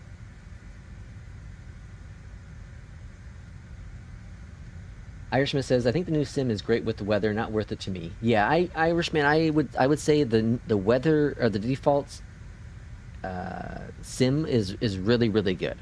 This is only if you want to tweak it just that little tiny bit. Just that little tiny bit.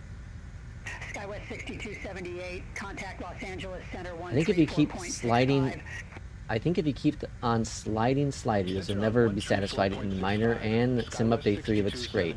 $14.50 not worth it. Get an SI blanket for free giveaway. That's great. Let's see. Atmos was great, need it for 2020, ash clouds and brownish look, but for 2024, yeah, Keith, I think I think everyone is in agreement that it's just not that big of a change to be worth it in 2024. Now, if they continue doing things and make it so that you can customize it a little bit more like in 2020, maybe, but I think the biggest thing is the default 2024 is pretty impressive. It's pretty impressive.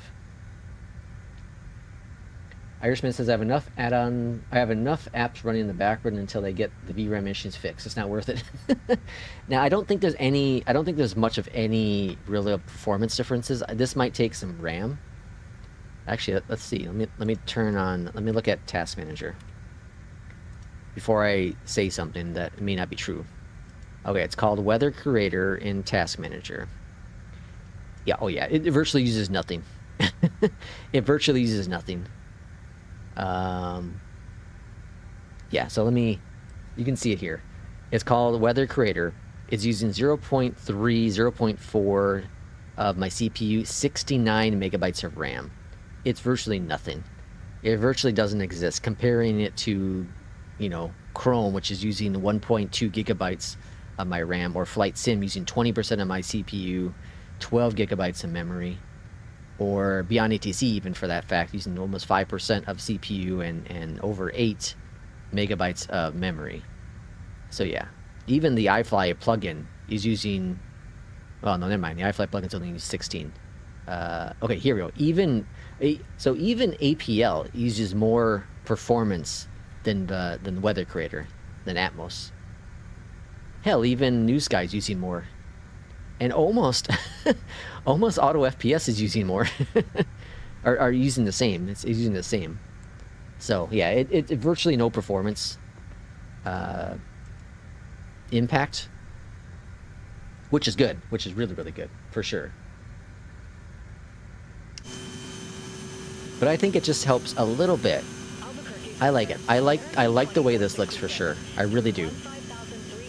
It makes it look a lot more what I had 2020 looking like with Atmos. American 20 for 66 Albuquerque Center.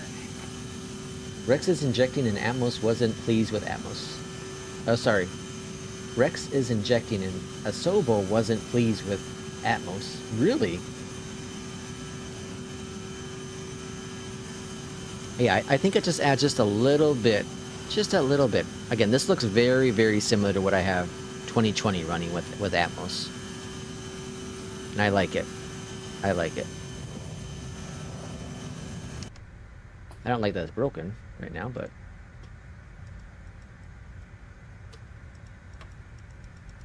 wonder why...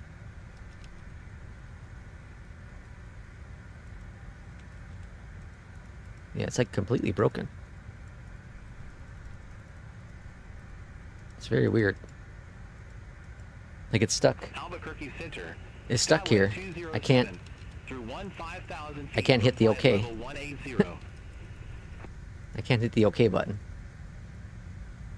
SkyWest 207 It's weird. Albuquerque Center. Climb, maintain flight level 370. Very, very weird. Climb, maintain flight level 370. SkyWest 207. Oh well. Refund? No. I like what it is. I like what it offers. I don't think it's, again, I don't for full price I don't think it's worth it, but for what it cost for the upgrade, it's, yeah, I think it's fine. Tweaking live algorithms. Lex, watch on YouTube 9/11 cleared for chaos. Well done documentary. Let's see, what's it? 9/11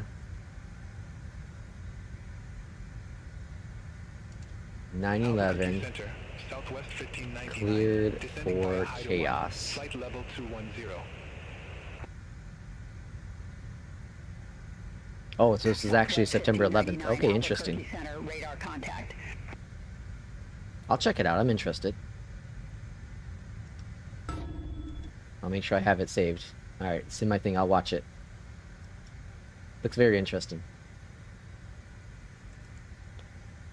All right, so let's look at our flight plan here. What's our ETA here? So progress is 40 minutes for the flight.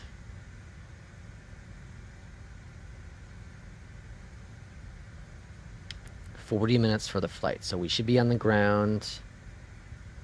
Let's see, about 1640. So yes, that's about right.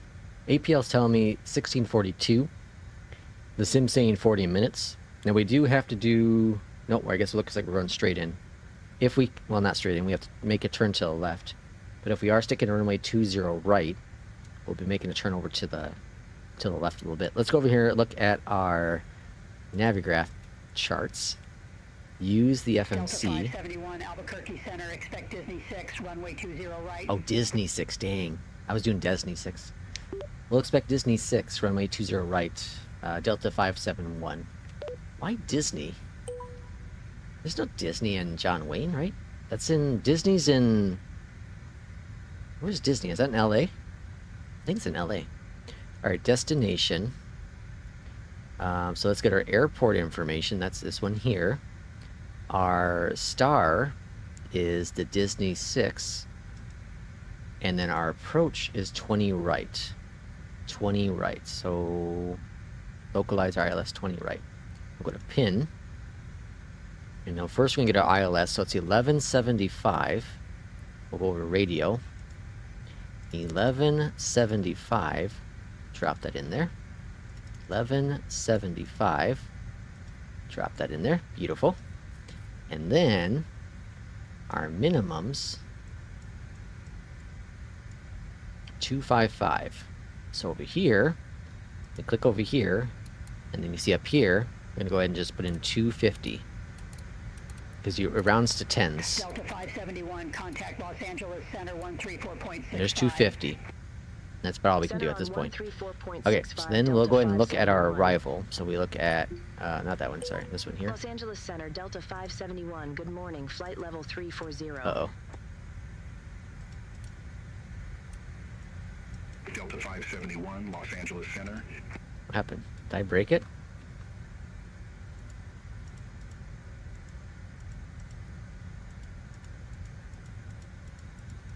Oh.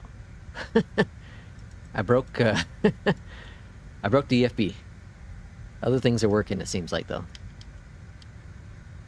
Alright. Is this all working here?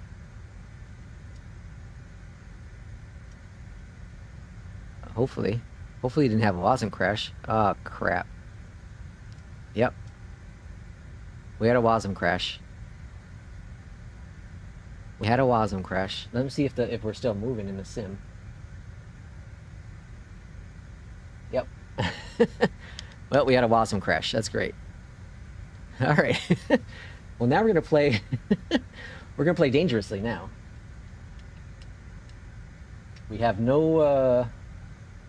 We have no in-game or in-sim crap. We have no charts to go off of in-sim. We have to all go off of it's gonna be great. That sucks. I haven't had a WASM crash ever in the CRJ, I don't think. I'm pretty sure I never have. Alright, we're gonna watch our speed. 290 indicated airspeed. So now what I'm using is I have different sources I can look at. I have APL giving me speed. I have Navigraph giving me speed. And I have altitude from both of those as well.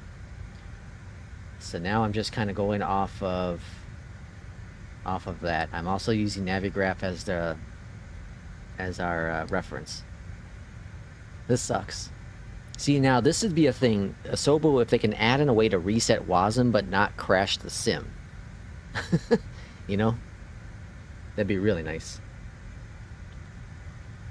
Okay, what else we got here? Keith says he's got to go. I'll watch the rest later. Thanks for coming in, Keith. Much appreciated. Los Angeles Center 128.15. Let's see. What am I missing here? I missed something else.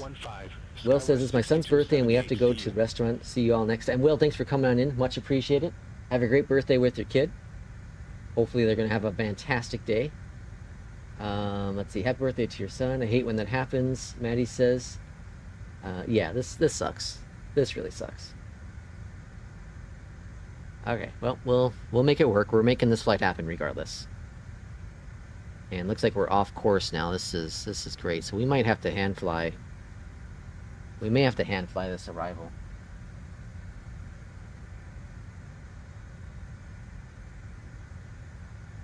All right, so 20 right. Now I have to use my tablet for the chart as well. All right, I don't think I'm getting butter on this one.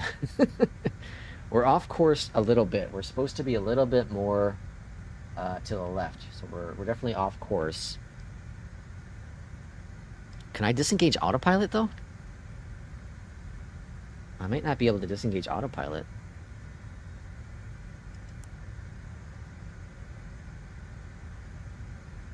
Oh, that's not good. I can't disengage autopilot. Nope, it's recorrecting itself. Son of a biscuit.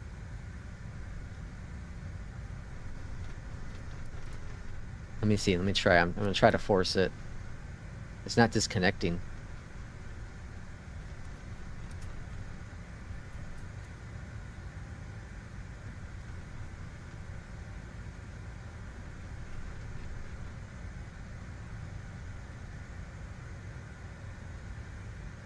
Yeah, it doesn't look like it's disconnecting the autopilot.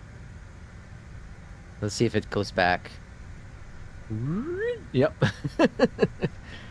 That's not good. You have to reset or crash land. Son of a gun.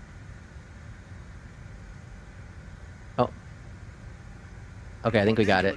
American 2010, flight level 240. Okay, I think we got it now. Yeah, okay, autopilot's disengaged now. Alright. Alright, that's fine. We're making this happen. We're making the flight happen, folks. I'm determined to make this flight happen. Contact Los Angeles Center 128.15. I'm determined to make it happen.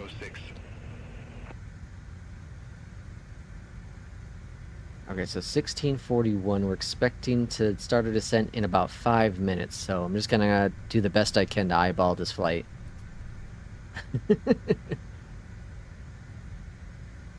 Another stream will Excel do 3 flights to my 1. Delta 571, you were assigned flight level 3. All right, we're down 1,000 feet. Climb and maintain flight level 3. We're down 1,000 feet. I'm doing the best I can. I'm Maydaying right now. I'm doing Mayday. Delta 571. Should I try to see what Beyond ATC will do at Mayday?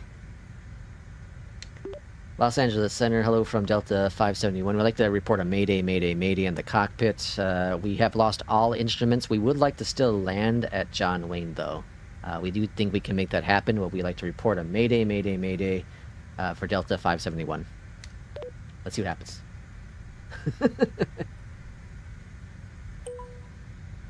Delta 571, emergency calls are not currently supported and are coming in a future update. Check the roadmap for more information. Roger that. All right. I didn't think so. I thought Maydays were coming in the future.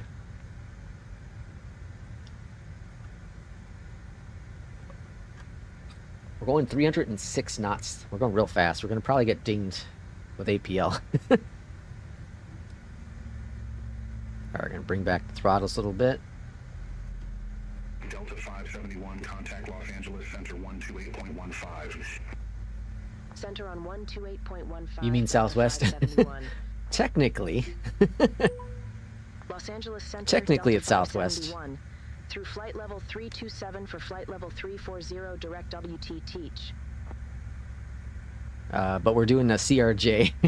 So I switched over to Delta for this flight. Call sign at least, but it is a Southwest flight with APL.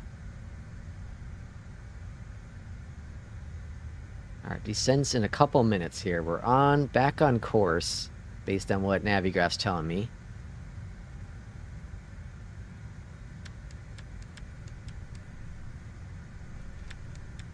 Does look like trim works though, so that's good. I have trim still.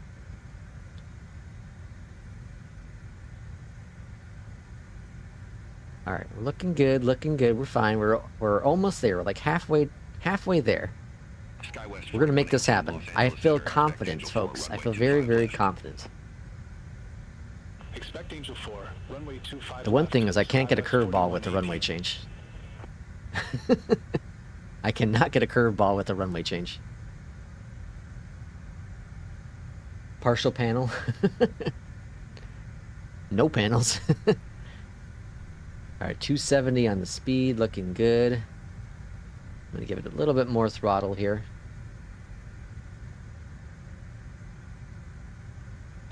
A veteran pilot once told me that the worst day he had is when he lost his autopilot in a 727 halfway across the ocean. He said trimming the 727 was so hard. I believe it. I believe it. That would be crazy. Especially in real life. Oh my gosh. What if I can get a direct to KSNA? Not that it was going to really matter. Not that it's really going to matter. I think I want to stay as close as I can onto the approach here, though. Alright, definitely lower than we should be. We're 4,000 feet lower than I want to be. So I'm going to trim up just a little bit here. Do the best we can. Alright, I was considering doing a second flight, but this flight's gonna take its toll probably on me, so we'll do this one flight. Or sorry, the second flight here, and then we'll call it a day. If you don't see me do streams for a while, you know, as often as I had been doing it recently, it's because I'm gonna dial back the streams again. Maybe do like 2 times a week or something. I feel like doing 5 streams a week is killing me. It's a little too much. So I'm gonna go ahead and dial it back. We'll go back to maybe doing 2 or 3 a week. So we're gonna do today, and then we're gonna do the next one will be on Friday. Next one will be Friday, and then we'll do maybe one on Sunday. We'll try to do a group flight on Sunday, but we'll kind of see how things work with that. Right, off course just a little bit. We're just about at which on here is right here. So we've flown all this right now without autopilot. So we're about right here now. We're off course a little bit, so we're like right here. Just to get an indication where we are. Oh crap, can I get gear down? Oh man, I think I can't get gear down either, right? I think gear won't work. I didn't think about that. Oh man.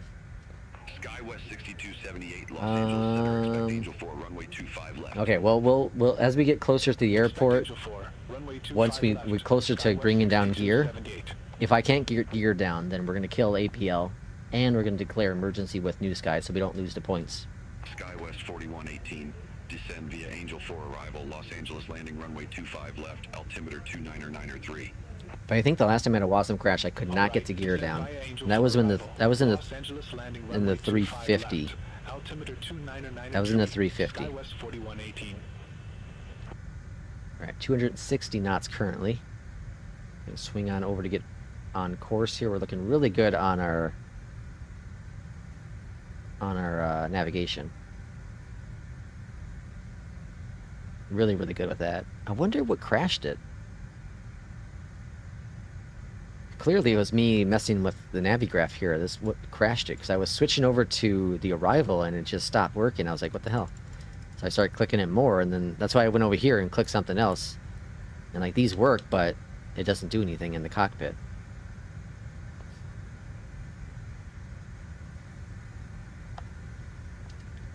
Our descent should be now.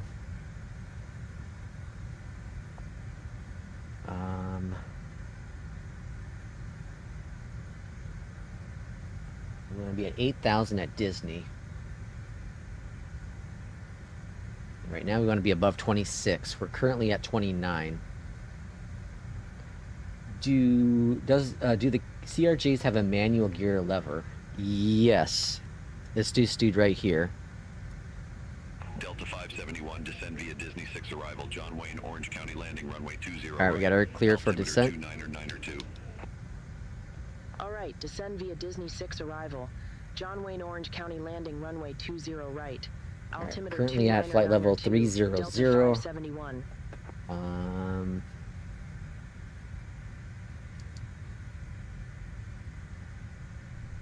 So I'm just gonna give it a little bit of a nose down here. I hope I can get the gear down. I really like to not lose my points with a pilot's life.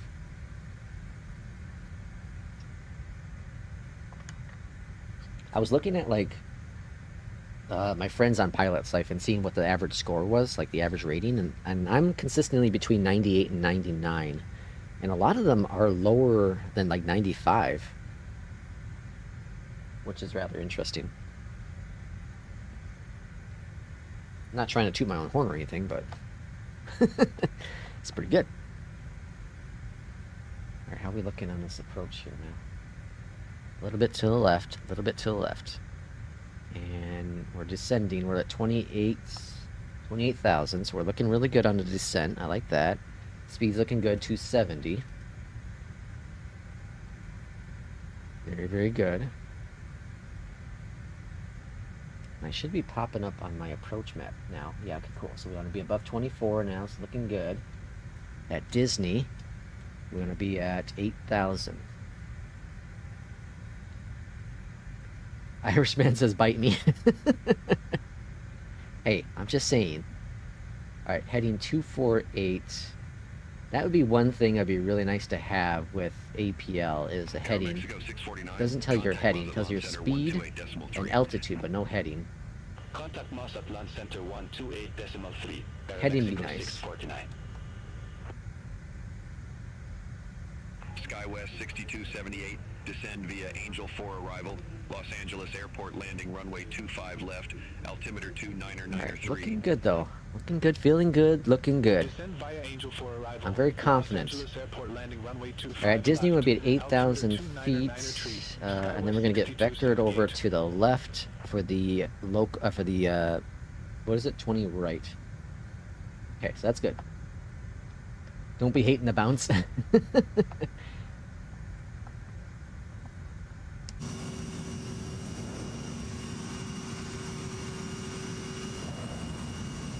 It's always really cool flying to LA, or to California.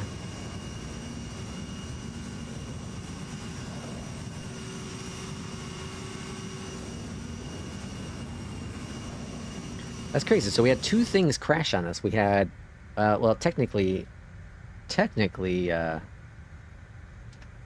what's it called? Atmos didn't crash. It's kind of frozen. It's working. It just won't. You can't change anything. But yeah, and we had the WASM crash. Still flying. Hopefully, gear comes down. All right, we do got to get lower now though, because we are higher than we want to be. So let's bring down speed a little bit. Center on 126.35, Delta 780. Have a good one. All right, speed's coming back down. Looking good.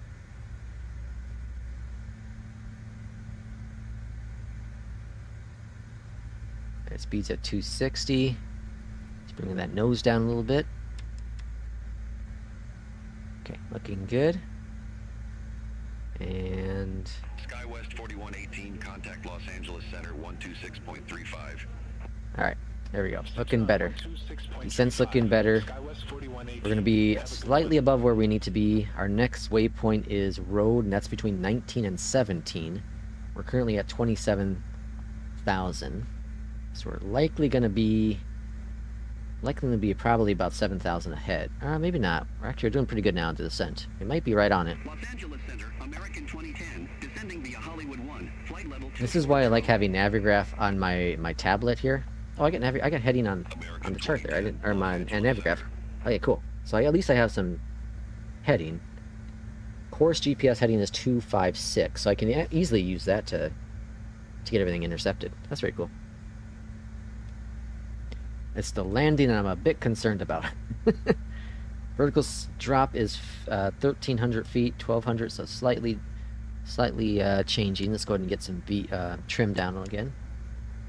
Get it to maintain where it is. Okay, there we go. 13 and 14. So I want to keep it between that 13 and 15. And here comes road, probably, I'd say about 8 miles away. You want to be between 19 and 17. Yeah, we're going to be a high, but not terrible, considering all things. We're only going to be maybe 2,000 or 3,000 feet above. And I can always make that up as we get closer into the airport. But we're slightly off course. We're probably off course like 3 nautical miles from our navigation, so it's not bad, not bad. We should be probably right here. We should probably be right here. So it's not bad.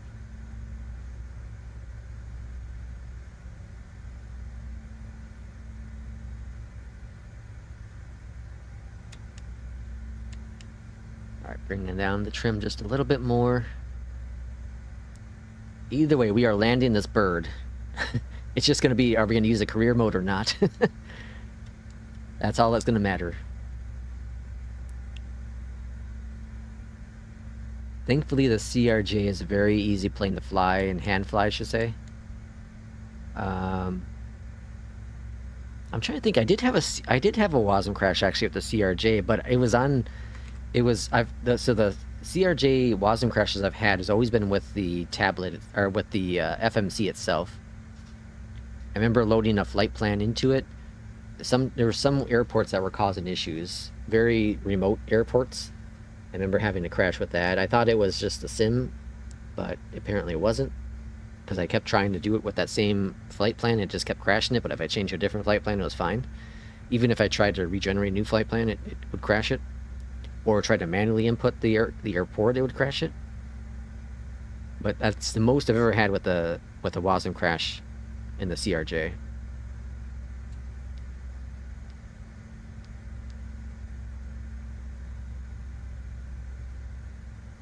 Off course, still about, I'd say 5 nautical miles, even less probably. I think it's even less, honestly. I think it's probably more closer to like 1 or 2 nautical miles off. We're supposed to be on course at 264 with the GPS tracking, but our heading mode is 251 right now. So a 10-degree off, but we're on target to hit Disney. At our current heading, we're on target to hit Disney. We're supposed to be at 14,000 feet. We're currently at 19, so we're about 5,000 above. But I'd rather come in a little bit higher, because it's going to be much harder to manage all this stuff if you're lower, trying to manage the speed. American 2466, Los Angeles Center, good morning. And let's see. Alright, we're over to approach now. So if we zoom in here a little bit, we can't move this map at all, unfortunately, but we're probably... SoCal approach, Delta 571, flight level 1902. I bet you we're right here right now. So we're almost there. We're about right there, I would say. Delta 571, SoCal approach, altimeter 29er2, expect the RNAV, Zulu runway, 20 right, via Dward. Alright, 14 we're supposed to be at. We're at 18, so we're 4,000 above. We're making up a little bit of ground. The airport is too far away from us to see at this point, but it's going to be just off the coast here. I'm not quite sure exactly where, but if I had to guess, I'm going to say like right around there.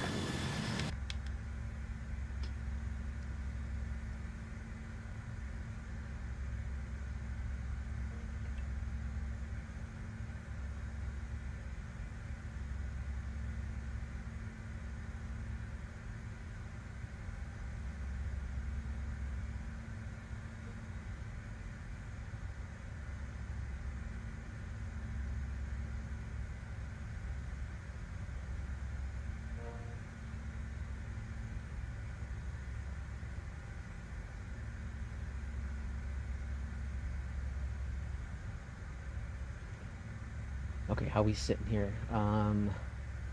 17,000. We should be around 10,000 or above 10,000. Okay, so that's good. That's good.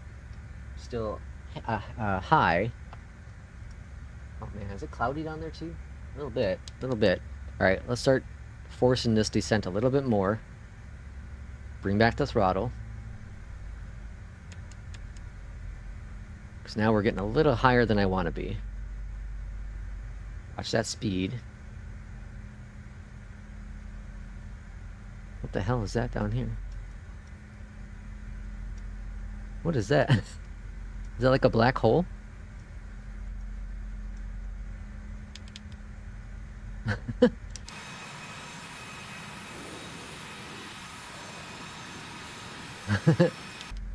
That's weird. Alright, bring that nose down. We're going to swing over to the left a little bit. Keep on course.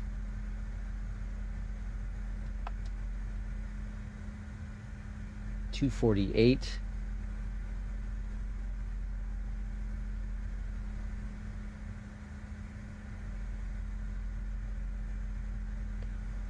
Well, after buying the Cessna 210 on Friday with my landing, I would have 8 hours on this plane. That's fantastic. 8 hours?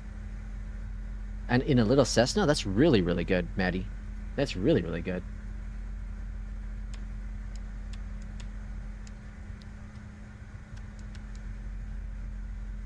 Alright, let's bring that speed back.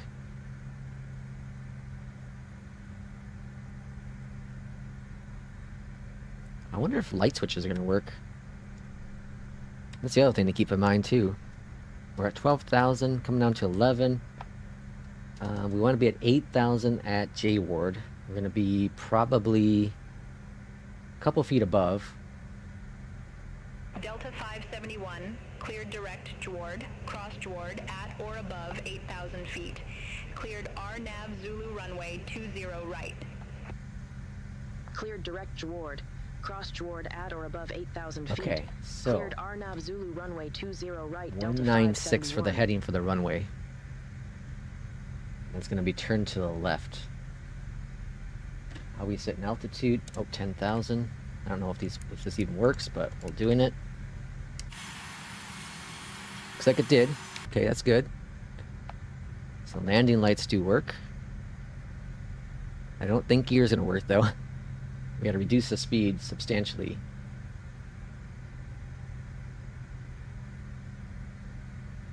Welcome into your CFI. We have a broken CRJ. We have a WASM crash, and we're going to try to do our very best to land this bird safely in John Wayne. I'm coming in a bit hot now. I'm doing the best I can. I'm hoping that my gear comes down. But my experience with WASM crashes is typically the gear doesn't want to cooperate. Okay, so airport is going to be on to the left of us. We want to be at Hookham 8028. Okay, so we're looking pretty good on this profile. Our speed's coming down pretty good. About 240 knots, still a little fast. Oh, readjust our trim. At least trim's working. That's been a lifesaver on this arrival. We're gonna make this work, though. I'm confident. I'm very confident in this. Okay, let's do a test here. Oh, looks like flaps might be working. Maybe not. Maybe not. How are we looking at speed? 240, pretty fast still. Let's bring out those speed brakes a little bit more, slow us down. Just gently tail strike it and hold it off, you'll make it. I'm hoping I'm hoping I make it with gear. I got APL running and I have New Sky running too. I don't want to lose my points. I'll just kill them out if I have to, but... Alright, speed's still fast.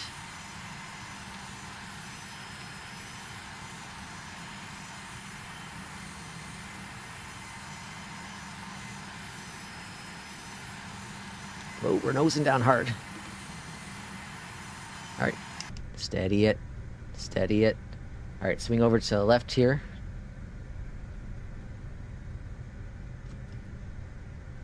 SoCal approach. United 2666. Flight level 246. It seems like the flaps are working, but they're not working on the visual model. Another subscriber. All right, that's the question now. Here, gear. Oh, we have gear. We have gear, folks. All right, we got this. We got this. We got gear working. Gear is working. Gear's coming down. We're on the approach.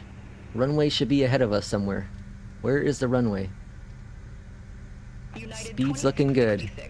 Turn left, heading 150. Intercept the 20. All right, where is the runway? Should be ahead of us somewhere. Altimeter 29er 2. Grab it to slow down. Let's see. iFly, welcome in. Thanks for the subscription. Watch the speed. Watch the speed. Watch the speed. A little slow. Let's bring it up a little bit. Be gentle. Delta 571. Contact John Wayne Tower 126.8. See you. Over to Tower 126.8. Let's see where. Oh, is that the airport? Nope, that's a building. John Wayne Tower, Delta Where the hell's the airport? RNAV Zulu, I'm off course. Right. Gotta get back on our heading here. Delta 571, John Wayne Tower, wind calm. Runway 20 right, cleared to land. Where the hell's the airport? Runway 20 right, cleared to land, Delta 571. I'm way off course.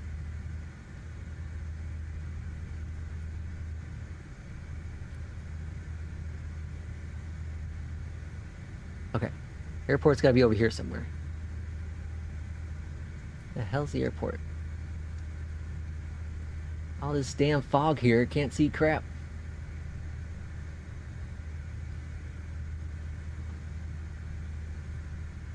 Airport, where are you?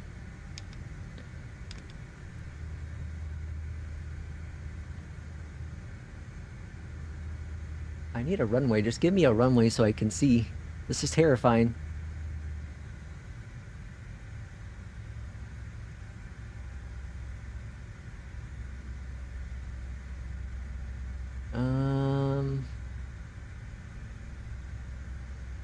Where the hell's the airport?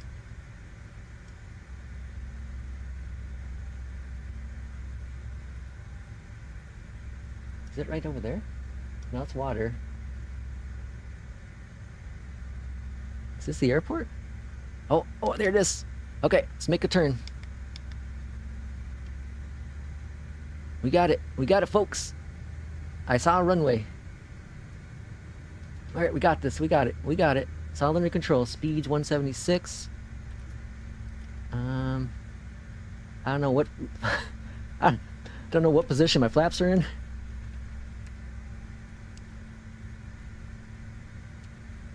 All right, we're landing right. Right, all right, there's our runway. Oh, boy. All right, I think flaps are full. All right, here we go. Here we go. Speed's 149. Looking good. A little low on the approach, but I'm going to hold it. Maintain it. A little low. Looking good, though. Looking good. Okay. Steady it. Steady. Steady. Take it easy. Take it easy. Alright. Spring. Idle it down. Slowly. Touchdown. Do reverses work? A 203 on landing. Reversers. I don't hear them. No, reversers are not working. That's fine. That's what we got brakes for. Holy moly. We made it. I can't believe it. We made it. And we landed our runway too. Oh my gosh. That's incredible. All right. Well, welcome to Santa Ana. All right. Landing lights off. Delta 571, flaps up. ground 120.8. That was wild. All right, we made half the flight with a WASM crash. Successfully landed with a minus 203 in John Wayne. Holy moly. All right, we'll see what kind of score we get from APL and New Sky. That's the big question now. Phew. I'm exhausted. I need a nap. That was cool though. That was cool. It sucks that the WASM crash happened, but you know, the approach was really cool. Really, really cool.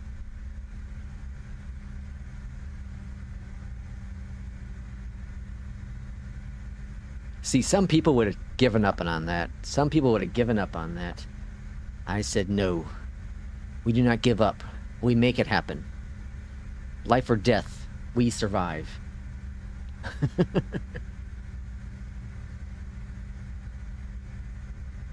It is interesting though that I had gear still. I don't know why. Because WASM crashes typically drop or break everything. But for some reason we had we had gear still, thankfully. According to your altitude indicator, you're on the highest airport in the world. Yeah, it's a pretty high airport, 34,000 feet. This is also a poppin' airport. What's going on here? Southwest, Frontier, Alaska, United. I have my traffic set at 3. This is crazy. This is a poppin' airport. This is 3. That's wild. That is wild, wild.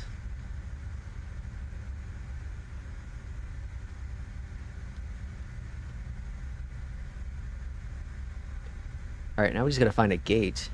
I have a feeling that some of these planes, though, are not beyond ATC. I have a feeling some of these are, like, from the scenery itself.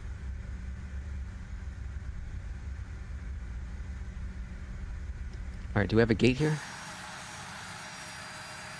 Yep, we got a gate right there. Alright, we're taking that one. Alright, taxi lights are coming off. I can't get an APU to fire up because, well, maybe we can. Let's test. I should have done that. Well, I'll wait until I park here.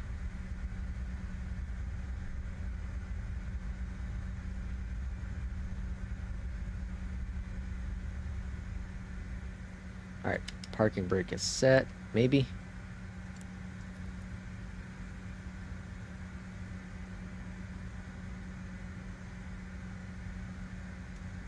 Nope. Alright, no APU.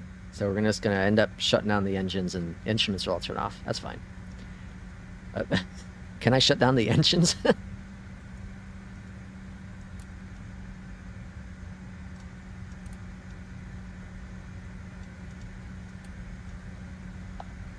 Oh, I might not be able to shut off the engines. There we go. Just have to manually do the old trickaroo. Alright, well, let's see what we got. Let's see what... Ooh, ouch. Alright, that's not good. New Sky is a 593. 593. What'd they dock us on? Overspeed for 71 seconds. Yeah, we went too fast. Okay, that sucks. So we lost a lot of points from New Sky because of that. Late landing configuration. It is what it is. We made it. We made it. We're gonna get... Irishman's gonna get mad at us, though. That's unfortunate. Alright, so that's New Sky. APL is the next one. What APL say we had? Alright, so here's my next flight on my schedule. LAX to Reno. Come on, give me at least an 8.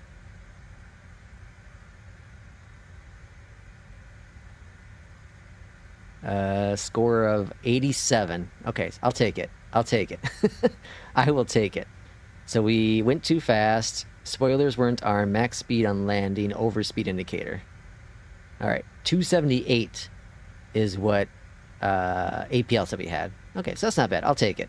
Hey, I'll take it. I'm keeping those ones. Like, For everything that went wrong on that flight, to have an 87 score with no instruments, I'll take it. That dropped my score significantly, probably. Yeah, 98.37. I was at 99, pretty much 99 at that point. So that sucks.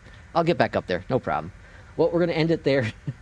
we're gonna end our flights on an exciting, thrilling ending, landing in John Wayne with no instruments whatsoever. I killed that beyond ATC. Oh, they all were beyond ATC flights. Wow, that's crazy. I didn't think that was gonna happen. Okay, well, that's cool. Anyways, thanks everyone for watching. I'll get a video up of Atmos Core on the channel maybe tomorrow or Wednesday. But everything's for coming in. A lot of fun. Irishman, thank you for the 5 gift memberships. And Maddie, thank you for the 10 super chat as well. Much appreciated. And thanks everyone for coming on in for today's stream. We'll see y'all on Friday for, I think that China one, right? The APL event in China. It's going to be a lot of fun. I'm going to get a couple flights in yet today and keep on testing Atmos. We'll see you on the next one. Have a great week and be safe out there. Take care.